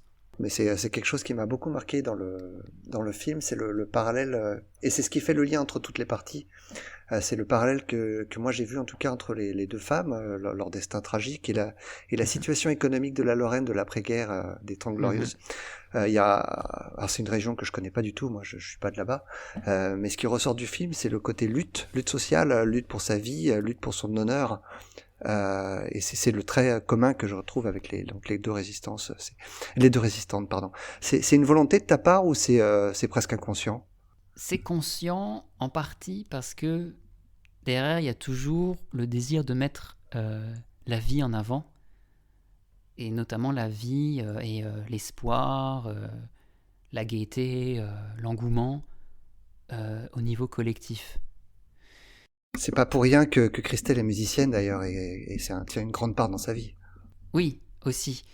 Et ensuite, il y avait quand même un parallèle qui s'est révélé assez fou, parce que Christelle, lorsqu'elle était enfant, elle a participé à une manifestation contre la fermeture des usines dans la région de Longwy, parce que c'est une région qui a été meurtrie, qui s'est effondrée complètement à la fin des années 70, avec des fermetures brutales de tout un pan industriel et donc de la vie économique.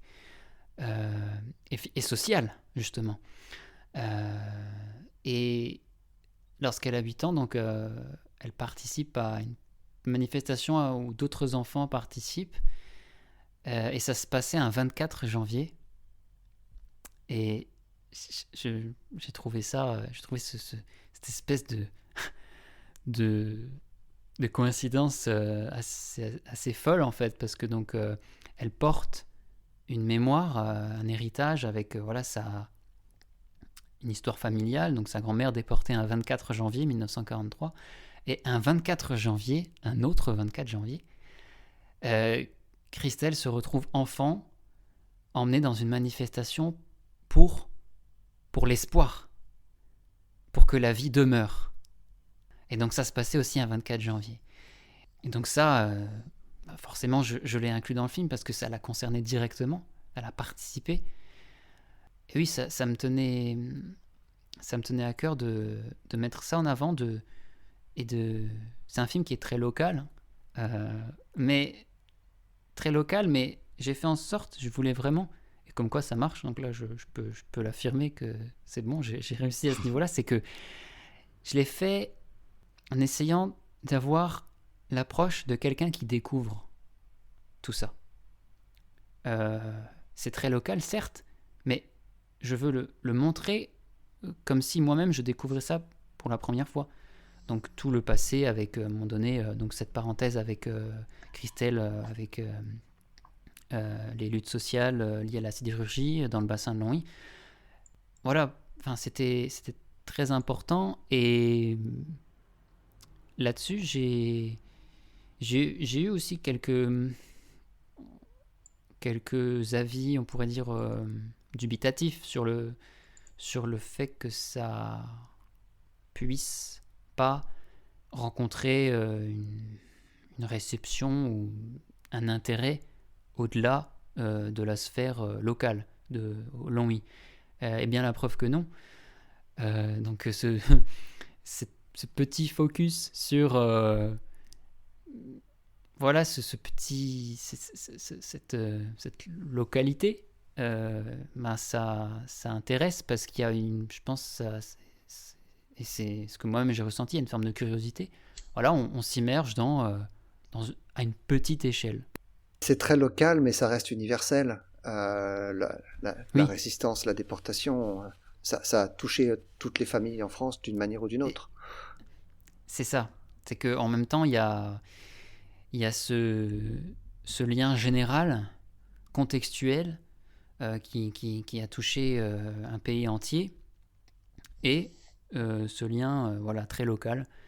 Et en effet, il y a ces deux choses-là qui coexistent, et ça me tenait à cœur aussi de montrer ça. Et surtout, ça permet au film, ça permet d'incarner l'histoire, la déportation, etc.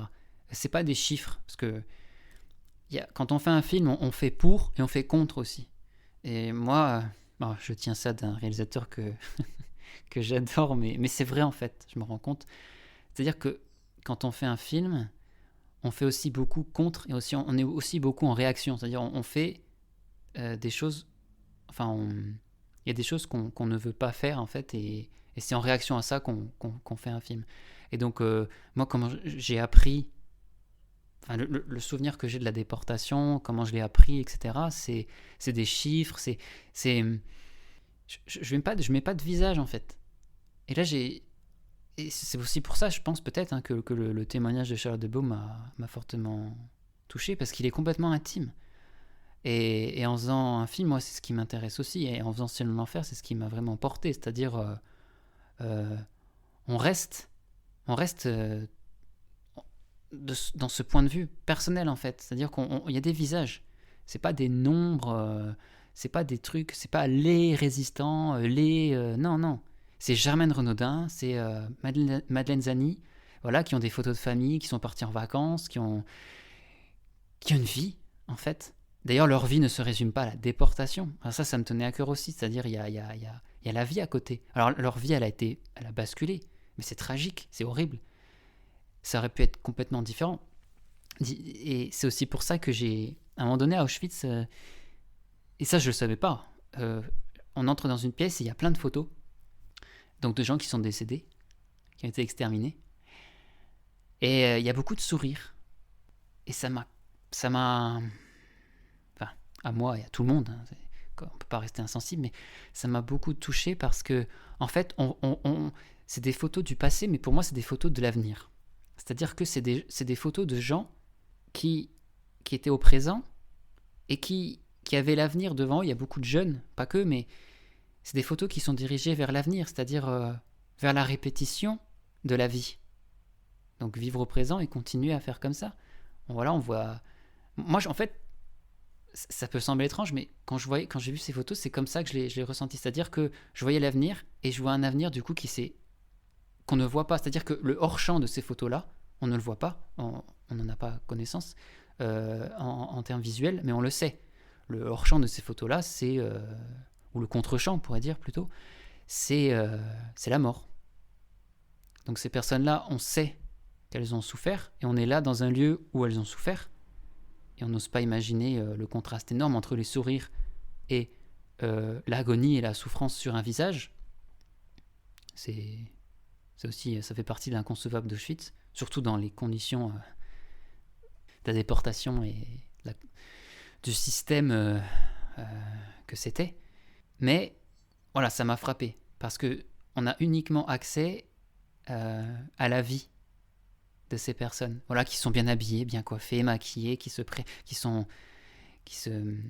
prises en photo, et ça m'a extrêmement touché. J'ai voulu le mettre parce que ça participait vraiment de mettre en avant la vie et comment elle peut basculer d'un moment à l'autre, et surtout quand on parle de... C'est ça aussi le problème, c'est quand on parle de résistants ou de déportés, c'est une étiquette en fait. Donc déporté, voilà, c'est uniquement malheureux. Mais un déporté, c'est une personne qui a vécu avant, justement. Et ça, c'est une connexion avec ces souvenirs-là, c'est avec la vie, en fait. J'allais dire, c'est très bien incarné par le film, parce que le film est à la fois un cri de révolte, un cri d'avertissement presque même au monde, pour lui dire ne refaites pas les mêmes erreurs, mais dans le même temps, quand on finit le film, on a l'impression d'une vie heureuse à travers celle de Christelle, parce que Christelle, c'est quelqu'un qui n'a pas forcément fait des choix de vie qui l'orienterait, elle le dit elle-même, vers un travail qui serait bien payé. Elle a choisi un travail où elle peut être indépendante, où elle gagne peut-être un peu moins, mais où elle a une âme qui est en communion avec ce qu'elle souhaite faire. C'est aussi quelqu'un qui fait des choses dans le caritatif, dans l'associatif en tout cas. Et je trouve que c'est quelque chose qui est parfaitement réalisé par le film, c'est cette ode à la vie en quelque sorte. Oui, complètement, et c'est ce qui m'a porté. Et pendant le tournage du film, il s'est passé différentes choses. Il y a eu différentes choses au présent, hein. Il y a eu la plus manifeste, ça a été la pandémie avec le Covid et tout. Et là, je dis ça avec un petit sourire parce que ça m'énerve en même temps. Je suis dans un film où j'ai relativisé, c'est-à-dire, et ça me tient à cœur parce qu'on montre Auschwitz, on montre la déportation, on montre le présent. Et pour moi, je pense, ça peut amener à relativiser en disant voilà la distance qui nous sépare de l'enfer. Et bon, on en est loin quand même. Ici, nous, en France, ou on va dire dans des pays plutôt libres, c'est important. C'est très important de relativiser pour apprécier ça. Parce que j'ai entendu des choses, j'ai entendu tout et n'importe quoi pendant la réalisation du film. Et des fois, des gens aussi qui m'intimaient de faire des parallèles entre Auschwitz et tout ce qui était autour de la pandémie, du Covid, etc. Et des choses absolument... je suis passé par des trucs, c'était n'importe quoi. C'est n'importe quoi. Et donc, il y a besoin d'avoir du recul, en fait, parce que c'est important. Et c'est aussi le respect qu'on peut avoir par rapport aux gens qui ont souffert. On est à des années-lumière de ce qu'ont vécu les déportés. Ça veut pas dire que ça peut pas arriver Mais ce qu'on a vécu là, les crises qu'on vit même actuellement, je parle de notre point de vue à nous, hein, on va dire d'occidentaux. C'est pas comparable. Bien sûr qu'il y a toujours des difficultés économiques, des injustices, mais c'est pas comparable. Et c'est très important d'avoir la bonne distance, en fait, pour pas banaliser, pour pas faire des généralisations. Et autre chose, c'est que ça, je voulais pas expliciter ce que je veux pas donner de leçons et je veux pas guider le spectateur par une forme de sentence, enfin par une forme de quelque chose qui serait trop dirigé, trop directif, surtout quand on est dans un film avec une voix off. Je pense que on peut s'interroger justement sur les parallèles avec l'actualité, mais en sortant un peu de son ethnocentrisme dans le monde. Et là, bien sûr qu'il y a des parallèles à faire, mais je voulais pas donner ces pistes. Je voulais plutôt laisser ça plus libre aux gens de pouvoir faire des parallèles, mais il y en a, et clairement, Auschwitz se reproduit. Alors, pas dans sa dimension institutionnalisée, etc. Ça s'est plus ou moins reproduit après, mais la cruauté derrière ça, derrière la cruauté et la violence à l'origine, et qui symbolise quelque chose comme la déportation et Auschwitz, ça se produit actuellement, ça se produit à l'heure où là, à la seconde où je parle, bien sûr, à la seconde où je parle, je suis sûr qu'en Ukraine, il y a encore sûrement quelques exactions par l'armée russe, par exemple. Donc, et on découvre des atrocités. Et moi, il y a quelques jours encore, je découvrais ça en m'informant à propos de l'Ukraine, et je me dis, mais c'est dingue. C'est dingue, c'est la même chose, en fait. C'est le même genre d'atrocité, en fait. Voilà, on découvre un charnier, des choses comme ça. Et c'est arrivé après Auschwitz. Il y a eu des génocides après Auschwitz. Il y a eu le Rwanda. Et il y a des régimes dans le monde qui sont extrêmement répressifs. Il y a l'Iran, il y a la Russie, bien sûr, il y a la Chine. Alors, de manière différente, etc. Mais voilà, c'est là. Et ça, oui, c'est très inquiétant. Donc là, oui, on peut faire des parallèles. Mais pour faire des parallèles, il faut quand même il faut sortir de sa zone de confort, en fait. Et il faut penser aux autres qui dans le monde voilà, connaissent vraiment des choses atroces. Et nous, et c'est le titre du film, on est si loin de l'enfer. Alors c'est un titre pour moi qui est personnel, c'est-à-dire je suis si loin de l'enfer, j'ai été si loin de l'enfer pendant le tournage à Birkenau aussi, c'est ce que j'ai ressenti, parce que Birkenau c'est quoi ?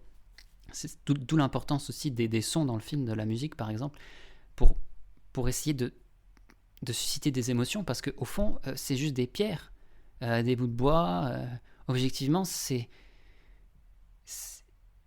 il faut qu'il y ait quelque chose derrière pour apporter justement la dimension fantomatique, on pourrait dire, parce que sinon, il n'y a rien, et on est complètement si loin de l'enfer. Les oiseaux chantent quand on visite Auschwitz en été, les gens voilà, les gens visitent, quand on sort du musée du camp, voilà, les gens prennent leur sandwich, mangent, la vie est là, et c'est normal. La vie est là au XXIe siècle, mais on est plus que jamais si loin de l'enfer. Donc ça, c'est quand même très important. Et le film, c'est aussi en réaction que j'ai fait ça, je pense, en partie. Parce que oui, on est si loin de l'enfer, je l'affirme, je le défends, je l'assume, on est si loin de l'enfer. C'est indéniable. Et pendant la réalisation du film, c'est quelque chose qui était... Enfin, c'était le titre d'ailleurs, c'est imposé très rapidement. Je sais pas quand exactement, mais très rapidement, et ça a jamais bougé. J'étais sûr parce que c'était ce que je vivais moi en fait. C'était extrêmement solide en fait. La fondation du titre n'a jamais bougé en fait. C'était vraiment si loin de l'enfer depuis le début. Quoi, il était le gâteau à la fin? Alors, oui, et alors justement, à la fin du film, alors donc il y a ce fameux gâteau aux pommes qui était très bon, et d'ailleurs, justement, j'étais tellement concentré dans le tournage, dans la captation des images, que j'en ai mangé qu'une part, et j'ai vraiment mangé plus. Donc voilà, ça c'est le gâteau à la fin. Mais justement, cette fin, on me l'a un peu reproché, entre guillemets, hein, mais certaines personnes, de ne pas finir le film de manière frappante. Voilà, finir sur une intensité émotionnelle. J'aurais pu le faire. J'avais les moyens de le faire, en fait. Tout était là, en fait. Je pouvais boucler le film sur un waouh, l'émotion, quoi. Et je l'ai pas fait parce que le film commence avec la rencontre de Christelle et le début d'un voyage. Et ça semblait logique. Il fallait que le film aille au bout. Et le bout, c'est la fin du voyage et c'est la fin des tournages. Et bon, il y a quelque chose. Après, sur le coup, j'y pensais pas, mais maintenant, avec le recul, un petit côté autobiographique, mais voilà, c'est le réalisateur qui fait son premier long métrage documentaire, donc c'est-à-dire beaucoup de temps passé avec les gens, beaucoup de temps passé avec Christelle, beaucoup de tournages, donc beaucoup de souvenirs. Donc c'est le réalisateur aussi qui veut montrer sa première fin de tournage, en fait, qui a du mal aussi à finir, qui a du mal à arrêter, en fait. Et donc ça, je l'ai laissé, parce que...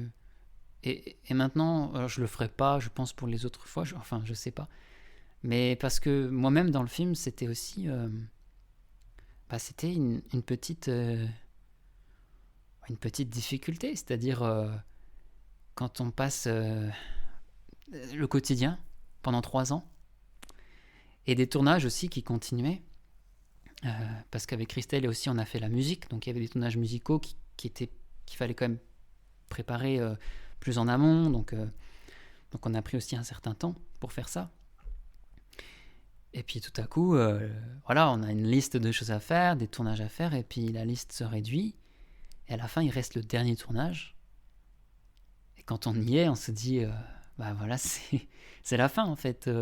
Ça fait 3 ans qu'on filme et on a une relation, et ça me tient à cœur, et ça s'est reproduit ensuite, et c'est pour ça que je veux absolument continuer à faire des documentaires. C'est se confronter à un réel, et c'est rencontrer des gens, et rencontrer des gens différents, et je trouve ça fantastique. Et c'est à un moment donné, quand la relation se construit avec quelqu'un dans le cadre d'un film, et quand le film se finit, ça reconfigure forcément la relation. On va pas se voir pour filmer, on va plus parler des choses... on va plus parler autant du film. Voilà, chacun va reprendre son chemin. Donc, ça fait tout drôle, en fait. Donc, voilà, j'ai voulu laisser ça, quand même, dans le film, parce que c'était la première fois pour moi... que je m'investissais autant et que je me plongeais autant dans un projet comme ça. Et à la fin, il faut lâcher. C'est difficile. Il faut lâcher il faut passer à autre chose. Et j'y croyais pas. Hein. Pendant un moment, je me suis dit non. Comment je vais faire? Quel film je vais pouvoir faire après? C'est pas possible. Je suis tellement. Ce film, c'est ma vie. Et parce que si on avait fait cette interview, cet échange-là quelques mois auparavant, j'aurais pas eu le même propos, j'aurais eu un peu moins de recul, j'aurais été plus naïf, je sais pas comment dire, mais maintenant je peux dire que clairement la page est tournée, oui. C'était une expérience incroyable, très très riche. Mais la page est tournée et maintenant je suis à fond de la même manière, impliqué émotionnellement dans un autre film. Et je me dis aussi que j'aurais du mal à le quitter. Mais je me dis aussi, encore, que c'est à chaque fois des étapes à passer. Mais que c'est bon signe aussi. Ça veut dire que si on s'est impliqué émotionnellement, c'est que quand on est porté, et je pense que ça se voit. Enfin, je sais pas, peut-être. Je pense que quand quelqu'un fait un film et qu'il a vraiment jeté, tout donné dedans, je pense que ça se voit. Donc voilà, en tout cas c'est ce qui s'est passé ce qui s'est clairement passé pour Si loin de l'enfer. Tu as mis plus de 3 ans à faire Si loin de l'enfer. Oui. Est-ce que tu penses que cette expérience va te permettre d'être plus rapide pour les films suivants, ou au contraire tu vas justement prendre ton temps et Ouais. laisser voir où ça te porte?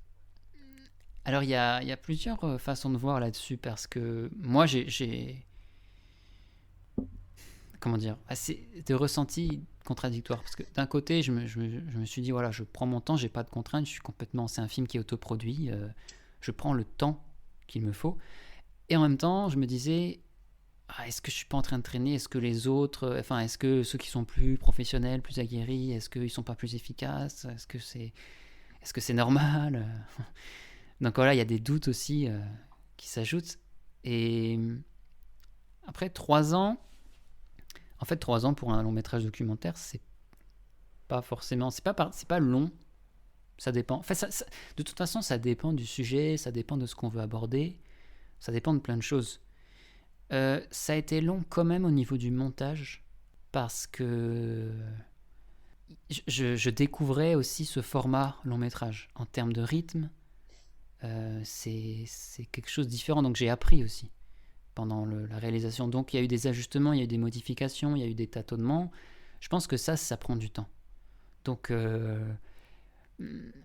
c'est surtout, je pense, au niveau du montage en fait, et pour arriver à quelque chose comment dire, de vraiment satisfaisant pour moi. Donc il y a des essais, il y a des ratés, voilà, je le dis, ça fait partie du processus du montage de Si loin de l'enfer, en fait. Voilà, il y a des ajustements, il y a quelques bifurcations aussi. Donc voilà, il y a cette partie faire et apprendre en même temps. Donc c'est ce qui fait, je pense, que le film a pris un peu de temps, mais il n'a pas traîné. J'insiste là-dessus, surtout avec le recul, parce que je faisais en fait. Traîner pour moi, c'est quand on met en pause, ou quand ça avance pas du tout. Alors bien sûr, il y a eu des moments délicats où des fois on sait pas, on est bloqué, mais j'étais toujours en train de travailler dessus en fait. Donc voilà, et puis après ça s'est étoffé jusqu'à une version finale. Mais oui, ça a pris un temps. Ensuite, bien sûr, il y a un apprentissage, et je pense que ça me rend plus efficace pour les futurs projets. Je pense, je me rends pas forcément compte, hein, c'est compliqué, mais je pense que oui. Je pense que ça confère aussi plus de confiance et plus d'efficacité, que ce soit au tournage, au montage aussi. Donc ça, c'est important. Je crois aussi, avant de se quitter, c'est un aspect qu'on néglige un peu trop souvent dans les films. On a tendance à voir les images et écouter les dialogues, mais tu as fait aussi tout un travail autour de la musique, et je pense notamment à la relation de connivence que vous avez avec Christelle, parce que vous êtes tous les deux musiciens. Avant de se quitter, est-ce que tu peux nous toucher un mot sur la musique du film et comment tu l'as abordée? Oui, alors musicien, c'est un bien grand mot, mais comme je dis, je fais de la musique, je peux en faire, voilà, de manière, avec des moyens, encore une fois. On est, de toute façon, la réalisation de Si loin de l'enfer, on est vraiment dans un dispositif artisanal, hein, que ce soit au niveau de l'image ou du son. Et puis, c'est vrai que le fait que Christelle fasse de la musique, donc voilà, déjà, le fait qu'il y ait ce côté très avenant, et donc ça permettait au film d'avoir ce contraste, hein, dont on a parlé tout à l'heure. Et en plus, il y avait la musique. Donc je me suis dit, c'est pas possible de passer à côté de ça. C'est-à-dire que on a à la fois une personne qui peut permettre de mettre la vie en avant, et aussi par la musique. Ça passe par là. Et donc, très vite, hein, moi, j'ai eu l'idée qu'il y ait ce côté co-construction. D'ailleurs, c'est au centre du film. J'avais pas trop conscience de ça. C'est maintenant, en étant sur un autre projet, que j'en ai vraiment conscience. C'est qu'il y a vraiment une partie de co-construction avec Christelle dans le film, parce que le voyage, on le fait aussi tous les deux.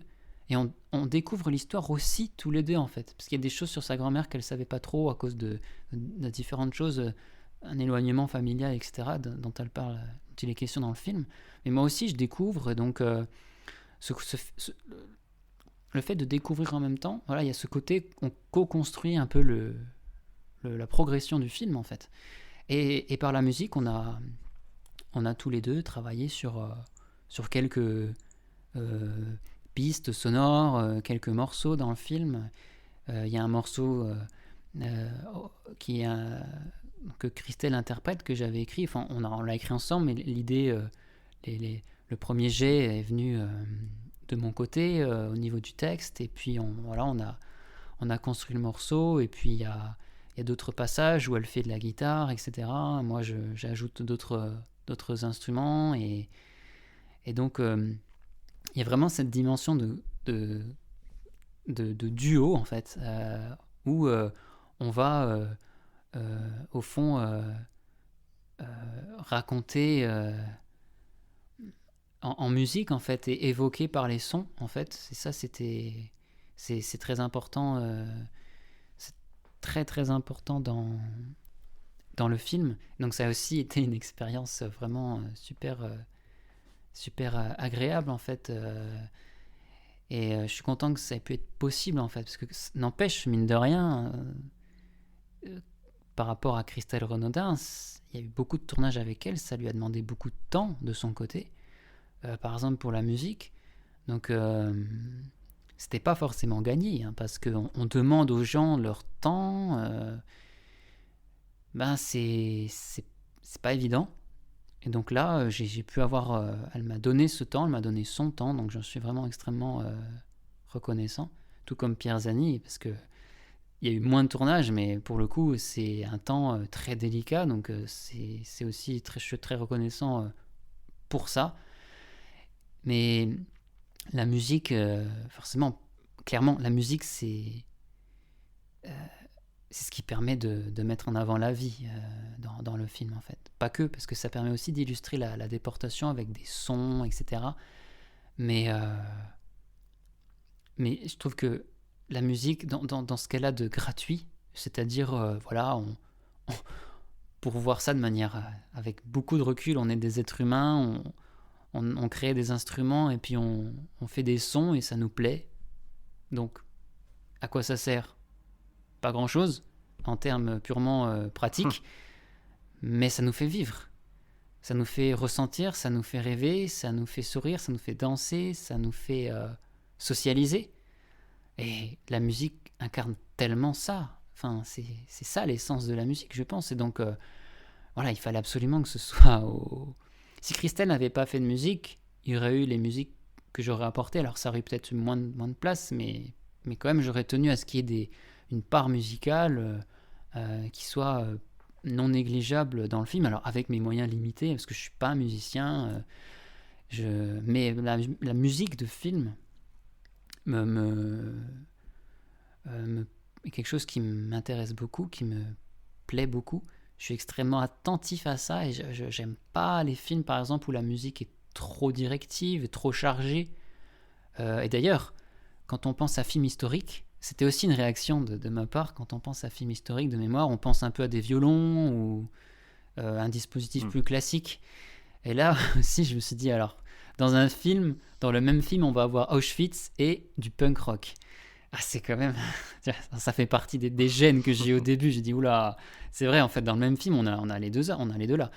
Et en plus, on a de la musique qui est quand même plutôt soit électronique un peu, ou soit c'est des guitares, donc c'est plus moderne, c'est moins noble.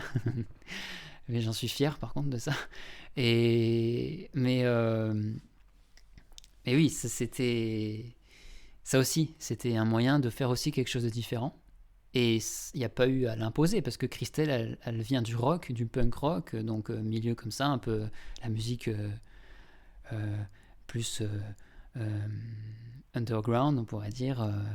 Et je trouvais ça intéressant, parce qu'en plus, il y a une force dans cette musique. Et c'était intéressant de l'associer à l'histoire, etc. Ouais, on associe cette musique à ce que je disais tout à l'heure, à la lutte. Hein, et c'est clairement clairement ça, les luttes sociales, le punk a accompagné Oui, tout et ce mouvement-là, hein, dans les... c'est sûr, il y a ce côté révolte, il y a ce côté résistance différente.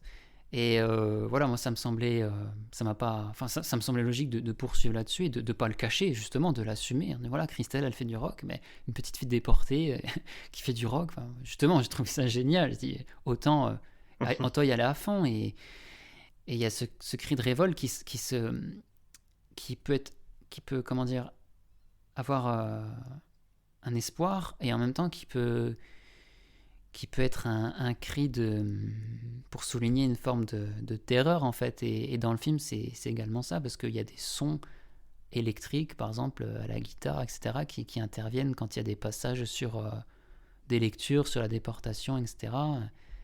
Je trouvais que c'était important, parce qu'en plus, le côté électrique, c'est très froid, en fait. C'était important dans le film aussi d'associer la guitare acoustique plus au côté soit un peu enfantin, soit un peu innocent, ou soit un peu voilà, le côté espoir, et puis avoir ce côté froid, tranchant avec la déportation, voilà, avec les guitares plus électriques, etc.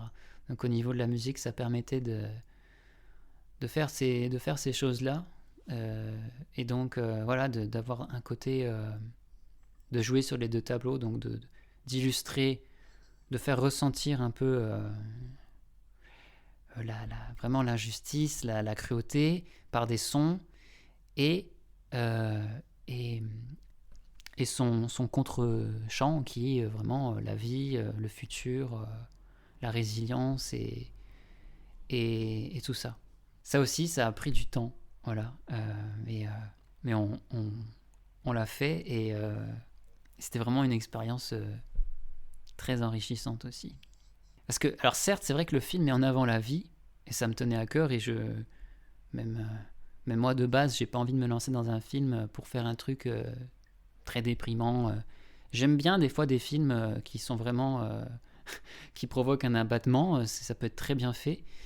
Mais bon, c'est pas forcément ce qui me motive moi dans la réalisation. Mais par contre, après Si loin de l'enfer, alors rien que le mot après, il était impossible à imaginer pour moi il y a encore quelques mois. C'était pas possible. Je n'imaginais pas comment j'allais pouvoir faire un film après. J'étais trop impliqué émotionnellement. Donc ensuite, la question de l'après s'est posée. Et il est sûr que pendant quelques temps, je vais pas me frotter à des sujets trop qui renferment une gravité très importante, très forte. Pour le coup, je veux poursuivre dans la vie. Donc ça m'a quand même marqué aussi. Il y a quand même quelque chose de lourd derrière. Et ça m'a donné envie de... En plus, on est quand même dans des temps très tristes. Donc il se passe plein de choses intéressantes. Parce que quand je dis la vie, c'est pas des choses extraordinaires, hein. Et ce que je filme dans Si loin de l'enfer, ce que je mets en avant avec Christelle, c'est des choses assez banales, hein. Des souvenirs, des petites choses du quotidien, des anecdotes, du vécu, de la complicité. Mais je pense qu'il faut mettre ça en avant. En fait, c'est quand même c'est précieux, quoi. Et donc voilà, je vais poursuivre dans cette voie un petit peu. Alors avant de se quitter, je rappelle à nos auditeurs que vous pourrez découvrir Si loin de l'enfer, et je pense que Grey, tu seras d'accord avec moi pour inciter nos auditeurs à le découvrir, parce que moi je trouve que c'est vraiment un film qui a la force, peut-être que seul un premier film pouvait avoir cette force-là, cette force de sincérité, et qui va véritablement vous toucher. Alors effectivement, Maxime, tu l'as dit, il y a des petits défauts, tu ne fais pas tout parfaitement, tu continues d'apprendre ton métier, mais en tout cas, c'est un film qui est porteur d'une charge émotionnelle, c'est indéniable, et donc ce documentaire, vous pourrez le découvrir à partir du mois de janvier sur Sofa, et puis va savoir, je sais qu'il y a quelques éditeurs qui nous écoutent par moment, qui nous laissent des petits messages même, alors si vous voulez vous pencher sur l'œuvre d'un artiste naissant, n'hésitez pas vous aussi à vous précipiter sur le film. Tu as mentionné la tournée des festivals. Est-ce qu'il y a encore des dates de prévues ou En fait, déjà, il y a eu, dans le cadre de la reconnaissance du film en festival, il y a déjà eu une projection en Bretagne. Il y en aura peut-être d'autres, alors je sais pas où, on verra.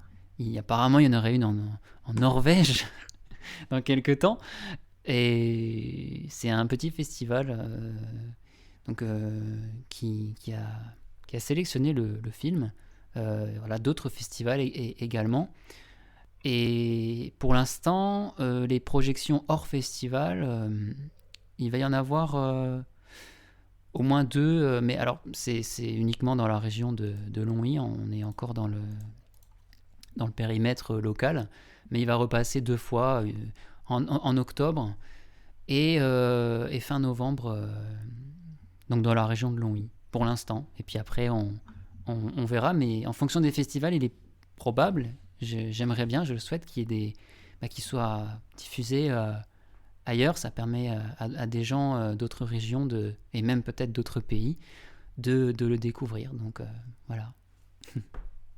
Eh bien, souhaitons bonne route au film. Et en ce qui nous concerne, du côté des réfracteurs, on vous dit à très bientôt pour un prochain podcast. Et une fois de plus, merci beaucoup, monsieur Maxime Simone, d'être venu et d'avoir répondu à notre invitation.